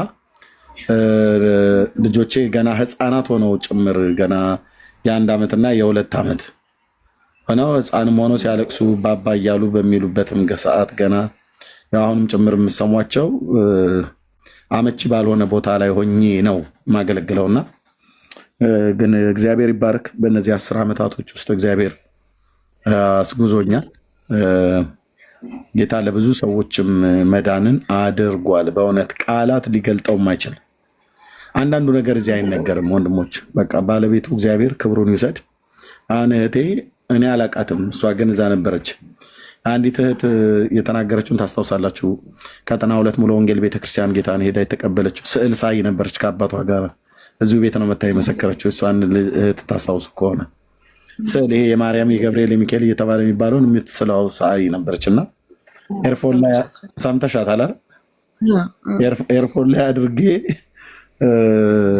እየሰማሁ እናደድብህ ነበር ብላ ያለችው ማለት ነው። እውነት እኮ ነው።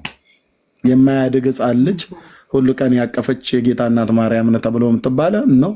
በምንም አይነት መልኩ ይህንን ሊቀበል የሚችል ማይንድ የለንም፣ ልንቀበለው የምንችለው አይምሮ የለንም። አዎ ጌታ ሰው ሆኖ ስለተወለደ ሕፃን የነበረበት ጊዜ ነበር። እንደ ሕፃን እናት ሉካፍተር ማድረግ ባለባት ጊዜ አድርገዋለች። አዎ በጥበብና በእውቀት በሞገስ ግን በሰውና በእግዚአብሔር ፊት ያድግ ነበር ነው ሙሉ የሚለው።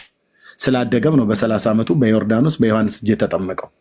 የ30 ዓመት ወጣት እንኳን በሆነ ሰዓት አይደለም የ12 ዓመት ልጅ እንኳን በሆነ ሰዓት ላይ ወደ ኢየሩሳሌም ለፋሲካ ሲሄዱ አብረዋቸው ሄዶ ከዛ ጠፍቶባቸው ፍለጋም ላይ ነበረች። እሱኛውን ኢየሱስ እንኳን እኮ አያሳዩንም። ሁሉ ቀን የሚያሳዩን የ12 ዓመቱን ወጣት ሆኖ አያሳዩንም። የ30 ዓመት ሆኖ በዮሐንስ እጅ የተጠመቀውን አያሳዩንም። ሁሉ ቀን የሚያሳዩን ያላደግ ኢየሱስን አሳንሶ ለማሳየት ማለት ነው። እና ሰው ሁሉ አሁን ሲወጣ ሲገባ የሚያ ያንን ሕፃን ሲያይ ማን ነው ብሎ የሚለው ኢየሱስ ነው ብሎ የሚል ኖ ወንድሞቼ ናቶቼ፣ በፍጹም ያ ጌታ ዛሬ እድሜው በኢትዮጵያ ካላንደር 2018 ዓመት የሞላው አምላክ ሰው በአብ ቀኝ በሰማያት አለ። በሞተበት አካል ከሙታን ሞትን ድል አድርጎ ተነስቶ በሞተበት አካል አድርጓል። በሞተበት አካል ተመልሶ ዳግም ሊመጣ በደጅ ነው ያለው። አሁን በሰማያት በአባቱ ቀኝ ዕድሜው 2018 ዓመት የሞላ አምላክ ሰው በአብ ቀኝ አለ። የገሊላው ኢየሱስ እዛ በአብ ቀኝ አለ። መጽሐፍ ይህን ነው የሚነግረን። ይህን እየነገረን ነጋ ጠባ ታዲያ ሲወጣ የምናየው ሕፃን ልጅ የሚመስል ፎቶ ማንን ለማሳነስ ነው? ዮሐንስ ያይን ሲያየው የፀጉሩ ንጣት ሲያየው እንደ በግ ነጭ ነበር ይላል። እንደ በግ ፀጉር ነጭ ነበር ይላል። እንደ በረዶም ነጭ ነበር ይላል። በቃ መግለጥ አቃተው። በዘመናት መሸምገሉን ነው የሚያሳየው። የዘመናት ባለቤት መሆኑን ነው የሚያሳየው። አይኖቹ እሳት ነበር የሚያፈልቁት ራዩ ላይ ሲናገር ዮሐንስ ማለት ነው። ባየሁትም ጊዜ እንደ ሞተ ሰው ሆኜ ከእግሩ በታች ወደቀው ይላል። እጁንም ጫንብኝ ብሎ ይላል። ይሄንን ጌታ አሳንሰውብን ስዕል ስንወጣ ስንገባ ስዕል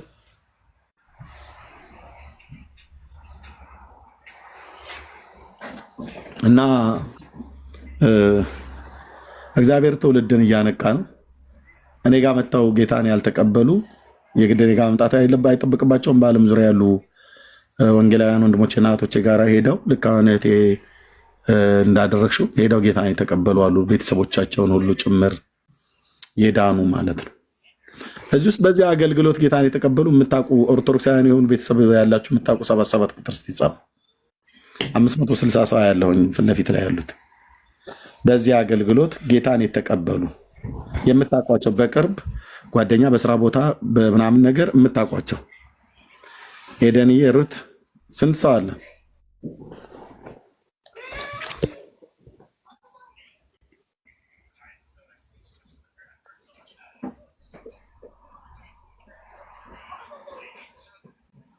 ኦኬ ኤርሚ አንተማ እሺ፣ መስኪ ኤርሚ እሺ፣ የሚካኤል የኔ ባለቤት ይላል።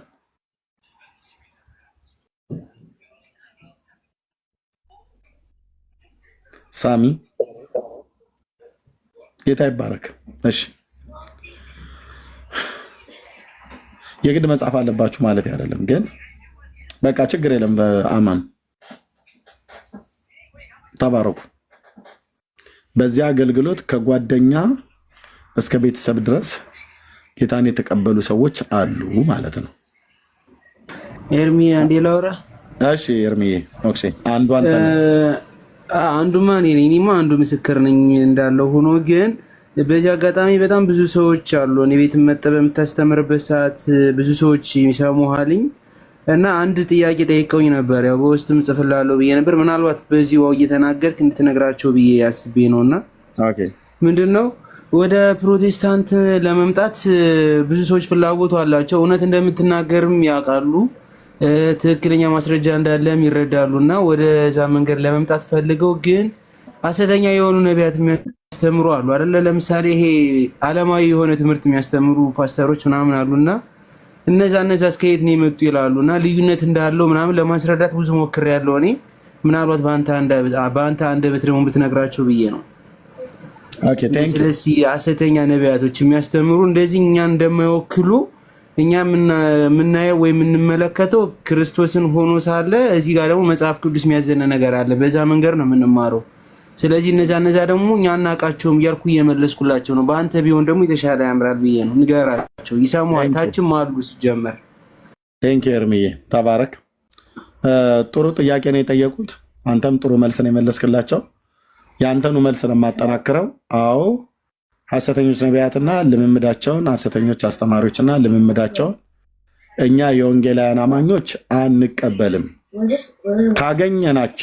ካገኘናቸው እንደዚህ የሚያደርጉትን ሰዎች እንዲመከሩ እናደርጋለን። የትኛውም ቤተክርስቲያን ሂድና ፓስተሩን የሐሰተኞች ነቢያትና የሐሰተኞች አስተማሪዎችን ልምምድ ትቀበላለህ ወይ ብላችሁ በሉ። አንቀበልም። እኛ አጭበርባሪዎችን በፍጹም አንቀበልም። እዚህ 10 ዓመት ውስጥ የምታውቁኝ ሰዎች አንቀበልም። የነቢያትን አገልግሎት እንቀበላለን። እኔም እቀበላለሁ። እዚህ ያሉ ጤናማ አገልጋዮች ይቀበላሉ። ምን አይነትን አገልጋዮች? ለምሳሌ በአማኑኤል ህብረት ቤተክርስቲያን ወይ ደግሞ በኢትዮጵያ ሙሉ ወንጌል ቤተክርስቲያን የነቢያት አገልግሎት ጸጋ ቤተክርስቲያን በትክክል አይታ ይሾማሉ። እነዚህ ሁለቱ ቤተክርስቲያናት ማለት ነው። እነሱ የሾሟቸውን ነቢያትን ኤርሚያስ የማይቀበልበት አንዳች ምክንያት የለም። እቀበላቸዋለሁ። ምክንያቱም እነዚህ ሁለቱም አብያተ ክርስቲያናት ጤናማ የሆኑ አብያተ ክርስቲያናት ስለሆኑ ማለት ነው። ኦኬ። ከዛ ውጭ ደግሞ በቤተክርስቲያን ውስጥ ሹመት ያላገኙ ግን የሚያገለግሉ በጤናማ የሚያገለግሉ ሰዎች ካሉ እቀበላለሁ። አሁን ወንድማችን ነቢይ ጥሌ ከመሰረተ ክርስቶስ ቤተክርስቲያን የወጣ ነው። መሰረተ ክርስቶስ ቤተክርስቲያን ነቢይ አትሾምም። ነቢይ ጥሌ እኔ ኢትዮጵያ ውስጥ አሉ ከሚባሉ ነቢያት የምጠራው ቁጥር 1 ነቢይ ጥሌ ነው። ያው ቆንጆ አድርጎ ጌታ በሰጠው ጸጋ ኢየሱስን የሚሰብክ አፉ ላይ እንዴት እንደሚጣፍጥ ኢየሱስ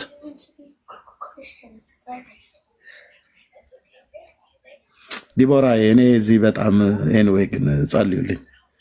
የልጆች ድምፅ በጣም ብዙ ጊዜ ነው የሚገባውና ኤኒዌይ ሁሉ እዚህ አይነገርም። ጸልዩልኝ ግን ፕሊዝ። ኤኒዌይ እና በጣም የምናከብራቸው አገልጋዮች አሉ። የዚሁን ያህል አጭበርባሪ የሆኑትን በምንም አይነት መልኩ እኔ ብቻ አይደለሁም እንደ ቤተክርስቲያን አንቀበላቸውም። ስለዚህ እነዚህ ወንድሞች ወደ ጌታ ነው መምጣት ያለባቸው። ሲጀምሩ በጌታ ኢየሱስ ክርስቶስ አምነው ወደ ጌታ ነው መምጣት ያለባቸው። ከመጡ በኋላ በያሉበት አሁን ኤርሚያ አንተ ካናዳ ነው ያለው፣ ካልጋሪ ካናዳ ስላለህ በያሉበት ሀገር አሜሪካ ሀገር ከሆነ የትኛው ስቴት ላይ ነው? አውሮፓ ከሆነ የትኛው ስቴት ላይ ነው? አውስትራሊያ ከሆነ የትኛው ስቴት ላይ ነው? በባህር ደሴቶች በሌሎችም ሀገሮች ላይ ካለ የትኛው ሀገር ነው የሚኖረው? ያለበት አካባቢ ላይ አንዱ ራሱ የሚያደክመው እኔንም ራሱ ያደከመኝ ሰዎች ጌታን ከተቀበሉ በኋላ አረብ ሀገር እንኳን ያሉት ይታወቃል፣ በሰው ቤትም ስላሉ መሄጃ የላቸውም። ግን እነዚያም በአውሮፓ በአሜሪካ በካናዳ ቸርች ከቸርች ርቀት ያሉ ቸርች ለመሄድ ፈልገው ወይ ነጮች ጋር ወይ አበሾችም ጋር ፍለጋ በኤርትራ ከሆነ ኤርትራውያን ትግርኛ ቋንቋ ብቻ የሚሰሙ በጣም ብዙዎች አሉ። በኖርዌይ፣ በስዊድን፣ በስዊዘርላንድ በተለይ ኤርትራውያን ወገኖች ማለት ነው። እና ለእነሱ ቸርች ፍለጋ በቃ የሚያደክመው ድካም ተውን። አንደኛ ቸርች ብቻ አይደለም፣ እውነተኛ የሆነ ቤተክርስቲያን ማለት ነው። አሳሳች የሆኑ ለምሳሌ በዚህ በውጭ ዓለም ላይ የሚኖሩ እንደ ኦኒል ጂሰስ አይነቶች ስላሉ የሰባሪዎስን ትምህርት ስለሚያስተምሩ የኛ የወንጌላውያን አማኞች እኔ ፔንቴኮስታል ስለሆንኩኝ የኛ የወንጌላውያን አማኞች የኤርትራ የሚሆን የኢትዮጵያ ጤናማ የሆኑ ቤተክርስቲያንን ፈልጌ ማለት ነው። ዲሲ ላይ አንድ የኤርትራ ቤተክርስቲያን አለ። እዛ ልካቸዋለሁ፣ ሂዱ እላቸዋለሁ። እዛ በቃ ጤናማ ቤተክርስቲያን ፈልጎ ለማገናኘት እና እነዚህ ሰዎች መጀመሪያ ጌታን ማወቅ ማግኘት ያለባቸው ካገኙ በኋላ እኔ ጠቁማቸዋለሁ እውነተኛ ቤተክርስቲያን በያሉበት። አሁን በውጭ ሀገር ከሆነ የሚኖሩት ጓደኞች አሜሪካ ሀገር ከሆነ ዋናው በመጀመሪያ ጌታን ይቀበሉ። ጌታ ለህይወታቸው ያስፈልጋቸዋል። በቃ ይሄን ነው። ኢየሱስ ለህይወቱ ለትውልድ ያስፈልገኛል ብሎ የሚል ሰው ካለ አብ ስጦታውን የዛሬ 2000 ዓመት ወደዚህ ዓለም ልኮታል። የላከውን የአብን ስጦታ እስካሁን አለመቀበል ባለቤቱን መናቅ ነው። ስለዚህ ጌታ ያስፈልገዋል። ለዛ ወንድም ጌታ ያስፈልጋታል፣ ለዛች እህት። ከዛስ በኋላ በእውነተኛ ቤተክርስቲያን ውስጥ ማገልገል መገልገል ፈልጋለሁ ብሎ የሚል ሰው ካለ ይምጣ። አሉ በስፍራዎች ሁሉ በምድር ዙሪያ እውነተኛ ቤተክርስቲያናት ስላሉ ከእነሱ ጋር እናገናኘዋለን ኤርሚዬ እንጂ ሐሰተኞች ነቢያት አሉ። አዎ አሉ። ጴንጤ አይደለም ለሌላ ስህተት ለራሱ ስህተት የማይተኛ ህዝብ ነው ብራዘር። እኔ ኤርሚያስ እዚህ ራሱ ካጠፋው መጥቼ እኔ ነኝ ያጠፋሁት ይቅርታ ነው ብዬ የምጠይቀው ብራዘር። የዚህን ያህል ነው እኔ ኢየሱስ ነፃ ያወጣኝ። እዚህ ማምታታት የሚባል ነገር የለም። እግዚአብሔርን በመፍራት ነው የምናገለግለው፣ በጽድቅ ነው የምናገለግለው፣ በጥሪ ነው የምናገለግለው። ስለዚህ እግዚአብሔር ሊፈራ ይገባል። በቃ መንግስት የሥላሴ ነው። በዚህ መንግስት ውስጥ በውሸት በማጭበርበር አብረህ አትሄድም። በቃ እግዚአብሔርን እንፈራለን። ፍቃዱ በህይወታችን እንዲፈጸም እንፈቅዳለን። የተገለጠውን ፍቃዱን በቅዱስ ቃሉ ነግሮናል። ሰዎች ሁሉ ይድኑ ዘንድና እውነትን ወደ ማወቅ እንዲደርሱ የእግዚአብሔር አብ በጎ ፍቃዱ ነው። ይህንን የገባንን ያዳንንን ኢየሱስ ያድናል ብለን እንናገራለን ለሰዎች ማለት ነው። ስለዚህ ጌታን ይቀበሉ። እንደዚህ አይነት ሰዎች ታች ያላችሁ ኤርሚ የሚያውቃችሁ በመጀመሪያ ጌታን ተቀበሉ። ከዛ በኋላ በእውነት እኔ አሁን እኔ ያለሁበት ቤተክርስቲያን እኔ ያለሁበት ምድር ብትሆኑ እና እኔ ጋር እኔ በምገለገልበት ቤተክርስቲያን ብዬ እልሃለሁ። ምክንያቱም በቤተክርስቲያን ስለምገለገል ማለት ነው። ኦኬ። በስፍራዎች ሁሉ ደግሞ አለ። አሁን ኤዲ ያለችበት አትላንታ ያለ ሰው ካለ ከኤደን ጋር እውነተኛ ቤተክርስቲያን ስለምትሄድ እዛ ልካችኋለሁ ማለት ነው። በየአቅራቢያችሁ ባለው በስቴታችሁ ባለው እውነተኛ ቤተክርስቲያንን ፈልገን እናገናኛለን ማለት ቀጥታ ከነሱ ጋር ህብረት እንድታደርጉ ወንድሜን ኤርሚ አሁን እዚህ አለ ያገናኘሁት ወንድማችንን ወንጌላዊ ተክሉን ነው። ካናዳ ካልጋሪ ላይ ስላለ ማለት ነው። ተክሉ የቤተክርስቲያን አገልጋይ ነው፣ ወንጌላዊ ነው፣ የሚታወቅ ሰው ነው። ሶሻል ሚዲያም ላይ በቤተክርስቲያንም የሚያገለግል ሰው ነው። ከእሱ ጋር አገናኘሁት። አሁን ኤርሚ ከእሱ ጋር ነው እየተገናኘ ያለው ማለት ነው። ያስተምረዋል፣ ያጠምቀዋል እና እሱ ባለበት ቤተክርስቲያን ሄዶ በእውነተኛ እውቀት ሰው ጌታን መቀበል ብቻ ሳይሆን ጌታን ከተቀበለ በኋላ በእውነተኛ እውቀት ማደግ አለበት። አሁን እህታችን ኤምዜድ መታ እኔ አላቃትም፣ እሷ ታውቃኝ ነበር። ከኔ ስናገር እየተናደደችብኝ ነበረ። በኋላ ግን እውነቱን አወቀችው። ከዛ ጌታን ሄዳ የተቀበለችው ነው ነቢ ጥሌጋ ነው። አሁን እዛ ነው ያለችው። ምንም አሁን እችት ይህ ትገባ ይሆን ምናምን ነገር ብዬ አልሰጋም። በእውነተኛ ቤተክርስቲያን እውነተኛ አገልጋይ ጋር ነው ያለችው። እንዴት ደስ ይላል! እንዴት ደስ ይላል!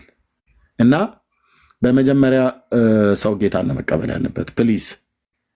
ፕሊስ ወንድሞች እና እህቶች በህይወታችሁ እንዳትቀልዱ። ቅድም እህቴ እንዳለችው ሰው ሃይማኖት አለው መጽሐፍ ቅዱስን ግን አያውቅም። በቃ ዝም ብሎ በደመ ነፍስ ከእናታችን ማህፀን ወጣን፣ በ40 ቀን በ80 ቀን ተባለ፣ ጥምቀት ተጠመቅን፣ ክር አንገታችን ላይ ያሰርን፣ ክርስቲያን ለመሆናችሁ ሲጠይቋችሁ ይህንን አሳዩ ብለው አሉን። በቃ ከዛ ያለፈ ምንድን ነው? ፍልሰታ በሚሆን ሳለ ያኔ ለማስቀደስ በሕፃንነት ሄድ። ከዛ ባለፈ ታቦት ሲወጣ ክብረ በዓል እንደዚሁ ማለት ነው። አሁን የሚከበረውም ክብረ በዓል እንደዚህ የውሸት ማለት ነው። ታኅሳስ ገብርኤልን እኔ በተወለድኩበት አካባቢ ላይ ተራሞ ገብርኤል የሚባል ቦታ አለ። እጄ እስኪ አብጥ ድረስ ነበር ሄጄ ከበሮ ስደበድብ የነበረው ሌሊቱን ሁሉ ማህሌት እየቆምን። በእውነት ነው፣ ደጋ አካባቢ ነው ተራሞ ገብርኤል የሚባል ማለት ነው። እዛ ድረስ በርቀት ፈረሶቻችንን ጅብ ስለሚበላብን አንዳንዴ በፈረስ እንኳን አንሄድም። ለዋዜማ ብለን ሌሊቱን ተነስተን የምንሄድበት የኔንማ ተዉት። በቃ ኢዮብ መጽሐፍ ምዕራፍ 1 ላይ ያለውን ሰይጣን ይመስል ስዞር ደጉ ኢየሱስ አግኝቶ አሳረፈኝ እንጂ የእንደኔ ዙረት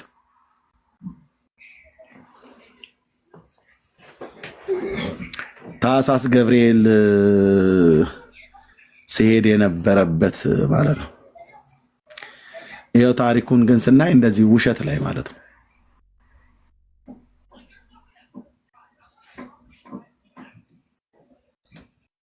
ውሸት ማለት ነው። ቆሞስዬ ኑ ይምጡ እስኪ።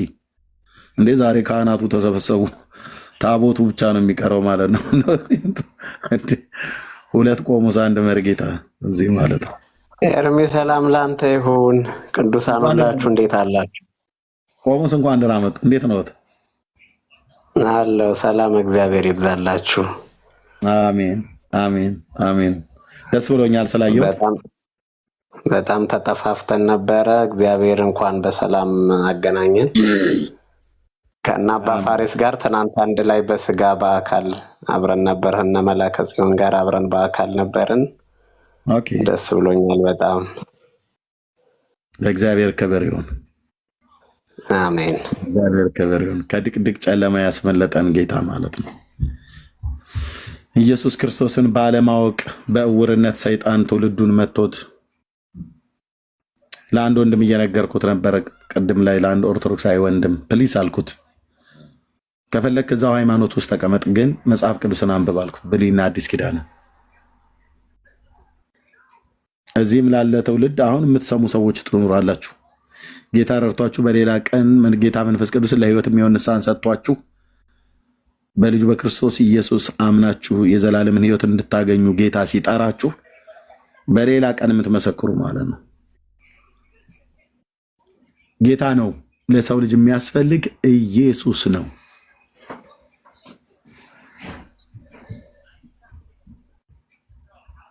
በቃ የለም ሌላ የለም። ወንድሞች በመጽሐፍት ዓለም ውስጥ ፈልጉ። ከመጽሐፍ ቅዱስ የበለጠ እውነት የለም። በመጽሐፍ ቅዱስ ውስጥ ፈልጉ፣ ከኢየሱስ ክርስቶስ በቀር ሌላ መሲህ የለም፣ ሌላ አዳኝ፣ ሌላ ጌታ የለም። ልብ በሉ፣ የእስራኤል አምላክ ያህዌ ነው።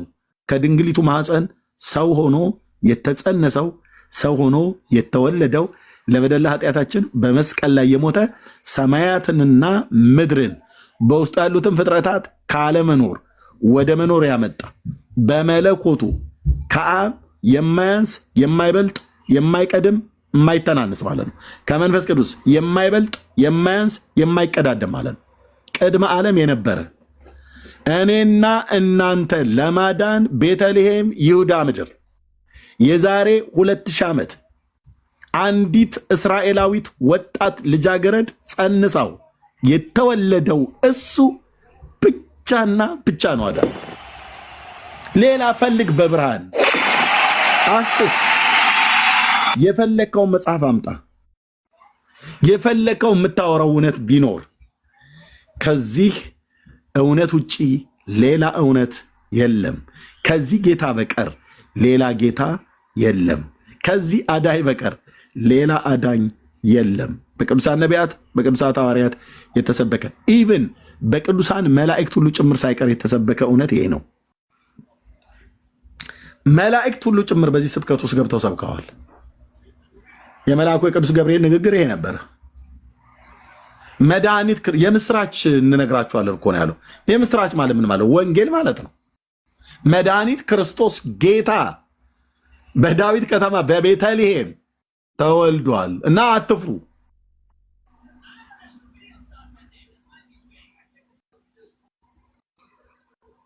ይህንን እውነት ዛሬ የመልአኩን ንግግር እኛ ተቀብለን ዛሬ ስንሰብክ እኛን እንደ መናፍቅ እንቆጠራለን።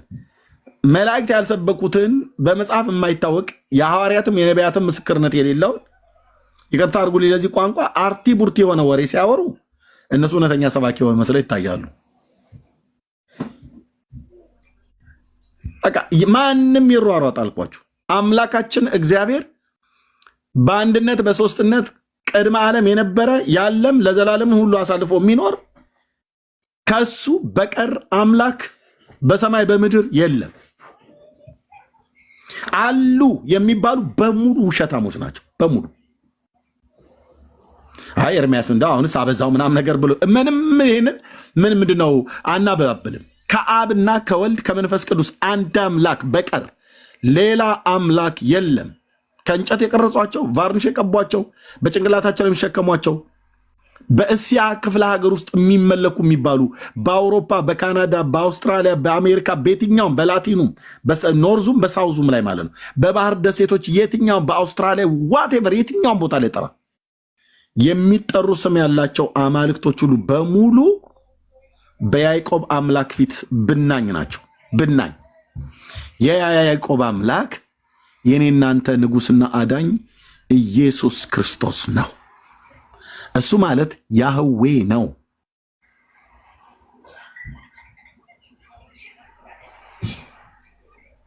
ውስጤን የሚነዝረኝ እውነት ይሄ ነው ብራዘር። እዚህ ያለን ሰዎች በሙሉ ማለት ነው ውስጣችን የገባ በደም ስራችን በአጥንታችን መቅኔ ውስጥ የገባ እውነት ይሄ ነው። ታዳጊ ብለሃል ከኝ ከሱ በቀር ማን አለ? አዳኝ ብለሃል ከሱ በቀር ማን አለ? አባት ብላችሁ አላችሁ። አቪአድ ተብሎ የተባለ ከሱ በቀር ማን አለ? አቪአድ የዘላለም አባት ተብሎ የተጠራ ከሱ በቀር ማን አለ? ማን አለ? እረኛ ብለሃል። እንደሱ ያለ ደግ እረኛ ማን አለ?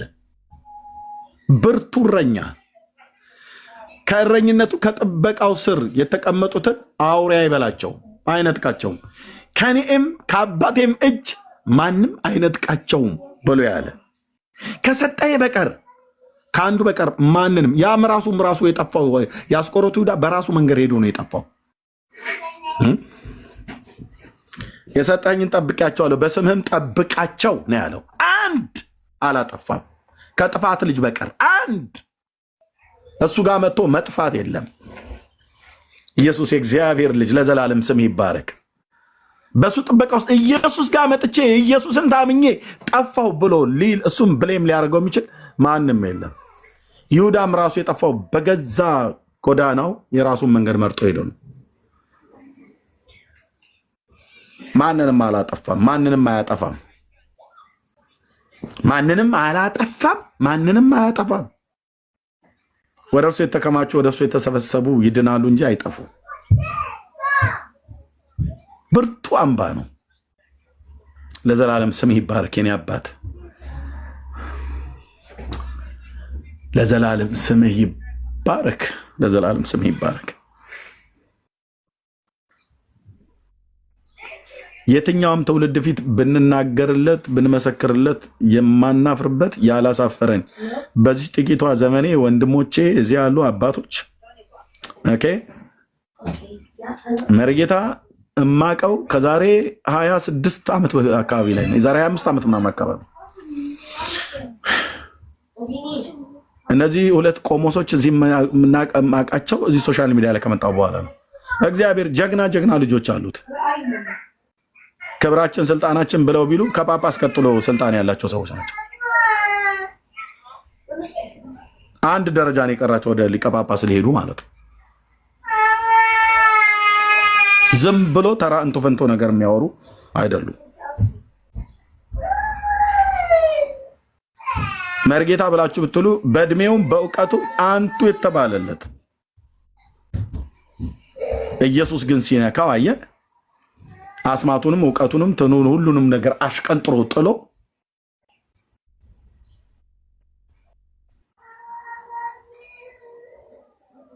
ያድናል ኢየሱስ ይላሉ። በቃ ስለስሙ የተናቁ እንደሆኑ እንደተገባቸው ደማቸውን እየጠረጉ ከሸንጎ ፊት ወጡ ይላል። እነሱ እንደውም እየተደበደቡ ነው። ጴጥሮስና ዮሐንስ። የእኛም የተለያየ ነው። ሰው እንደደረሰበት ነው። ስንት መንገላታት፣ ስንት ስድብ፣ ስንት እርግማን እየወረደበት ማለት ነው። ኢየሱስ ያድናል። ጌታ ያድናል። ወንድሞችና እህቶች ጌታ ያድናል። እንደ ኢየሱስ ያለ እኮ ማን አለ? ወንድሞችና እህቶች ማን አለ? ጥራ፣ በዘመድ ውስጥ ጥራ። ዘላለምን ስታስበው የምንኖርባትን ዓለም እንኳን ይሁን በሚል ቃል የሰራ የሰውን መንፈስ በውስጡ ያደረገ ከእናቶቻችን ማህፀን ወደዚህ ወደ ገሃዱ ዓለም ስንገለጥ ሲገዛ ያገኘኑ የተነሱበትን ጠላቶቹን ሁሉ ላጥፋ ብሎ ቢል እኔ ነኝ ብቻ ብሎ ሲላቸው ነው የሚወድቁት። አይደለም ተቆጥቶ በቁጣ አይን አይደለም የምትፈልጉት ማንን ነው ብሎ ሲላቸው እኔ ነው የናዝሬቱ ኢየሱስ የት አለ ብሎ እኔ ነኝ ሲላቸው ነው ወደ ኋላቸው የወደቁት። ቃሉ ብቻ ይጥላል፣ ቃሉ ብቻ ይገላል። ቃሉ በሕይወትም ያኖራል፣ ቃሉ ይገላል። ኢየሱስ ንጉሱ ለዘላለም ስም ይባረክ። የዳዊት ልጅ ይህ ጌታ በጣም ይወደዳል። ለምንኑ ነበር እሱን መቀበል ያለብን ወንድሞችና እህቶች፣ በተለይ እህቶችና ወንድሞች ጌታን ያላወቃችሁ ለምንኑ በዳዴ ሄደን ባናታችን ብንተከል ብንንፏቀቅ አድነን ብለን ወደሱ ጮኸን ነበረ ሊቀበለን። እሱ አድነን ብለን ልንለው ሲገባ እኛንን ግን ኑዳኑ ተብሎ ይለመናል። አንዳንዶች በማያውቁት የእውርነት እውቀት ውስጥ ተመተው ይሄን ጌታ እኔ አንገቴን እስኪቆርጦ ድረስ አልቀበልም እናንተ የምትሉትን በዚህ በፊት ለፊት አይደለም በኋላው ቢያርዱኝ ሁሉ ጭምር ይላል። 9200 ሰው ከበስተኋላ የምትሰሙ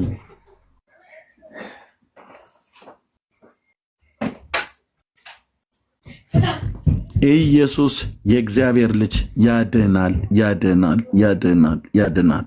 በቅዱሳን ነቢያት በቅዱሳት ሐዋርያት የተሰበከ እውነት ይሄ ነው። ይህንን የማትሰብክ ቤተክርስቲያን አይደለችም። የጴንጤ ቤተክርስቲያን ብለህ እንኳን ብትለኝ እሱ ቤተክርስቲያን አይባልም። አየህ፣ የኦርቶዶክስ እሷ ቤተክርስቲያን አትባልም። የካቶሊክ እሷም ቤተክርስቲያን አትባልም።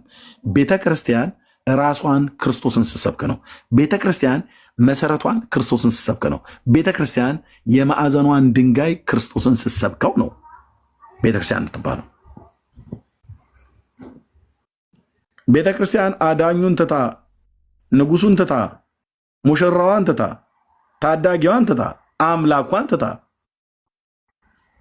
ዛሬ ማን ነው እየሰበከች ያለችው? ቤተክርስቲያን ተብሎ በሚባልበት ግባ። እንደየሃይማኖቱ ስንት ለስንት ፍጡር ማለት ነው። እና ጌታ ይወዳችኋል። ጌታ ለመቀበል የምትፈልጉ ሰዎች ካላችሁ በውስጥ መስመር አገኙን፣ በውስጥ መስመር አገኙን። ለእግዚአብሔር ክብር ይሁን። ጌታ ይወዳችኋል። ዳኑ ከዘላለም ጥፋት። የሰው ዕድሜ የተወሰነ ነው፣ የወሩም ቁጥር ባንተ ዘንድ ነው ይላል። ሁሌ በቃ ይህንን አስቡ። በኢዮብ ላይ ሲናገር የሰው ዕድሜ የተወሰነ ነው፣ የወሩም ቁጥር ባንተ ዘንድ ነው፣ እሱም ሊተላለፈው የማይችለውን ዳርቻን አደረግለት ይላል። ዳርቻ አለ፣ ገደብ አለ፣ የተገደበ እዚህ ውስጥ አሁን ከበስተኋላ በስንት ሺህ የሚቆጠር ህዝብ አለ። እዚህ 480 ሰው ምናምን ነገር እየሰማል። ስንት ወራት ቀረህ ወገኔ? ስንት ወራት ቀረሽ? ስንት ዓመት ቀረሽ እዚህ ምድር ላይ? ስንት ዓመት ቀረህ? ስንት ዓመት ቀረኝ? ስንት ወራት ቀረኝ? ስንት ዘመናት ቀሩ? ስንት ዘመናት ቀረ? ስንት ቀናቶች ቀራችሁ? በእያንዳንዱ ይሄንን ዓለም ለቀው በሞት ሳትጠራ የዘላለሙን ዋስትናህን ያዝ። እሱም ኢየሱስ ክርስቶስን በማመን የሚገኝ ንስሐና የኃጢአት ይቅርታን ተቀብላችሁ ከጌታ ጋር ታርቃችሁ የዘመናችሁ እንኳን ቁጥር ቢያልቅ ከዚህ ዓለም በሞት እንኳን ብትለዩ ዘላለም ያማረ ይሆናል። እዚህ የተቀበልከው ጌታ በአባቱና በቅዱሳን መላእክት ፊት ይቀበላል። እዚህ አልቀበለውም ብለህ ያልከውን ጌታ በአባቱ በእግዚአብሔር አብና በቅዱሳን መላእክት ሁሉ ፊት አይቀበልህም፣ አይቀበልሽም። እንዳላገጥክ እግዚአብሔርም ያላግጥብሃል ማለት ነው። ቅዱስ እግዚአብሔር አብ ፊቱን የምታየው በልጁ በኩል ሄዳ ነው። እሱ ቀብቶ የላከውን ልጁን የባህሪ ልጁን አልቀበል ብለህ በልጁ በኩል የተሰበከውን ወንጌል አልሰማም ብለህ በየገድላት በየድርሳናት ላይ የተጻፈ መቃብር አፈርና የመቃብራቸውን በጥብጦ የጠጣና የረጨ ይድናል ብሎ የሚል የደብተራ ክታብ አምነህ እናንተ መንግስተ ሰማያት አትገቡ። በእውነት ነው የምላችሁ፣ አትገቡ። እግዚአብሔር አብ ልጄን ስሙት ብሏል። አለቅ። እኔ ማንን የምሰማው? የአብን ልጅ ምን አለ? እሱ የመረጣቸው ቅዱሳት ነቢያት ብሉይ ኪዳን ላይ ምን አሉ? ማንን እንድንሰማ ወደ ማን አመለከቱ? የብሉይ ኪዳን ነቢያት ማንን እንድንሰማ በማን ስም እንድንታመን የብሉይ ኪዳን ነቢያት አመለከቱ። በመንፈስ ቅዱስ ሆነው ማንን እንድንታመን የአዲስ ኪዳን ሐዋርያት በመንፈስ ቅዱስ ሆነው ማንን ሰበኩ? ማንን ጻፉልን? የመቃብር አፈር መዳኛ ሆኖ ከኢየሱስ ክርስቶስ እኩል ይሰበካል በኦርቶዶክስ።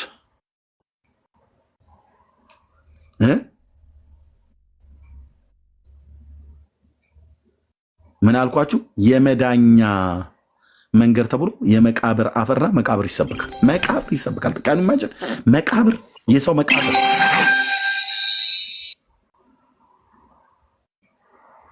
የሰው መቃብር ይሰበካል።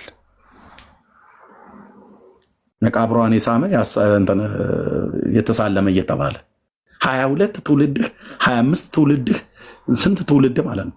በትናንትና ገብርኤል ተብሎ በተመለከው በተከበረው ይኸው እኔ እናገራለሁ። ለምናገረው በመረጃ ላይ ስለሆነ ማለት ነው።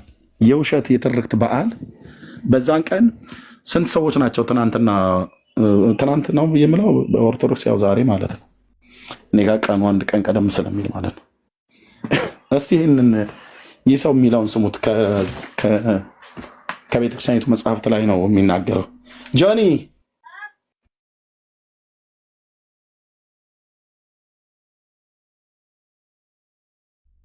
ከዝክርህና ከመታሰቢያህ በረከት ውጭ በአንተ ገዳም በአንተ ቦታ የወደቀ የተጣለ ፍርፋሪም የቀመሰውን ሁሉ ቅዱስ ሥጋዬና ክቡር ደሜን እንደተቀበለ አደርግለታለሁ። በቃ ብትፈልግ የመቃብር አፈር ነው፣ ከፍ ካለ ፍርፋሪ ነው። ልብ በሉ። አምላክ ሰው ሆኖ የሰማይ የምድር ጌታ ዩኒቨርሱን ፀሐይና ጨረቃውን ከዋክብትን ሰማያትና ምድርን በውስጡ ያሉትን ፍጥረታት ካለመኖር ወደ መኖር ያመጣ አምላክ ሰው ሆኖ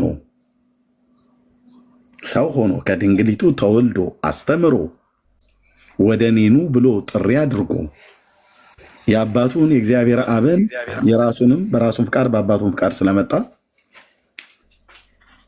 አስተምሮ ለበደል ለኃጢአታችን ሞቶ የብሉይ ኪዳን ነቢያት ወደሱ ጠቁመው የአዲስ ኪዳን ሐዋርያት ወደሱ ጠቁመው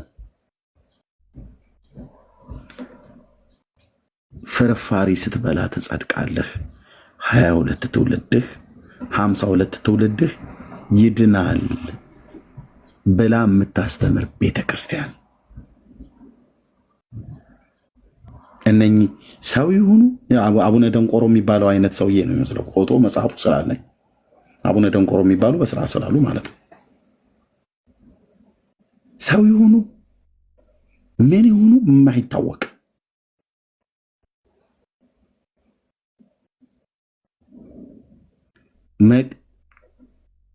ገዳም ላይ መጥቶ ፍርፋሪ በላ ይጸድቃል። በየቦታው ነው ፍርፋሪ የሚያስበሏቸው። በኦርቶዶክስ ተዋሕዶ ቤተክርስቲያን ፍርፋሪ በልተህ ትጸድቃለህ፣ ትድናለህ። ትውከት የሰው አክታ በልቶ ይጸድቃል።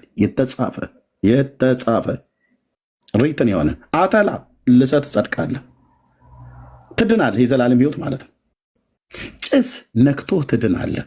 የዘላለም ሕይወት በክርስቶስ ኢየሱስ ብቻ በማመን አይደለም። በኦርቶዶክስ ጭስ የመድኃኔዓለም ጭስ ከነካ ትድናለህ። አተላ ልሰህ ትድናለህ። ፍርፋሪ በልተህ ትድናለህ። ጥፍር አስረህ ትድናለህ። የትኛውንም ቆሻሻ አምጣ በኦርቶዶክስ ውድቅ አይሆንም፣ ያድናል። የዘላለም ሕይወት ይሰጣል ከኢየሱስ እኩል። ተቅማጥ ብለህ ብትል ፍቱን ነው።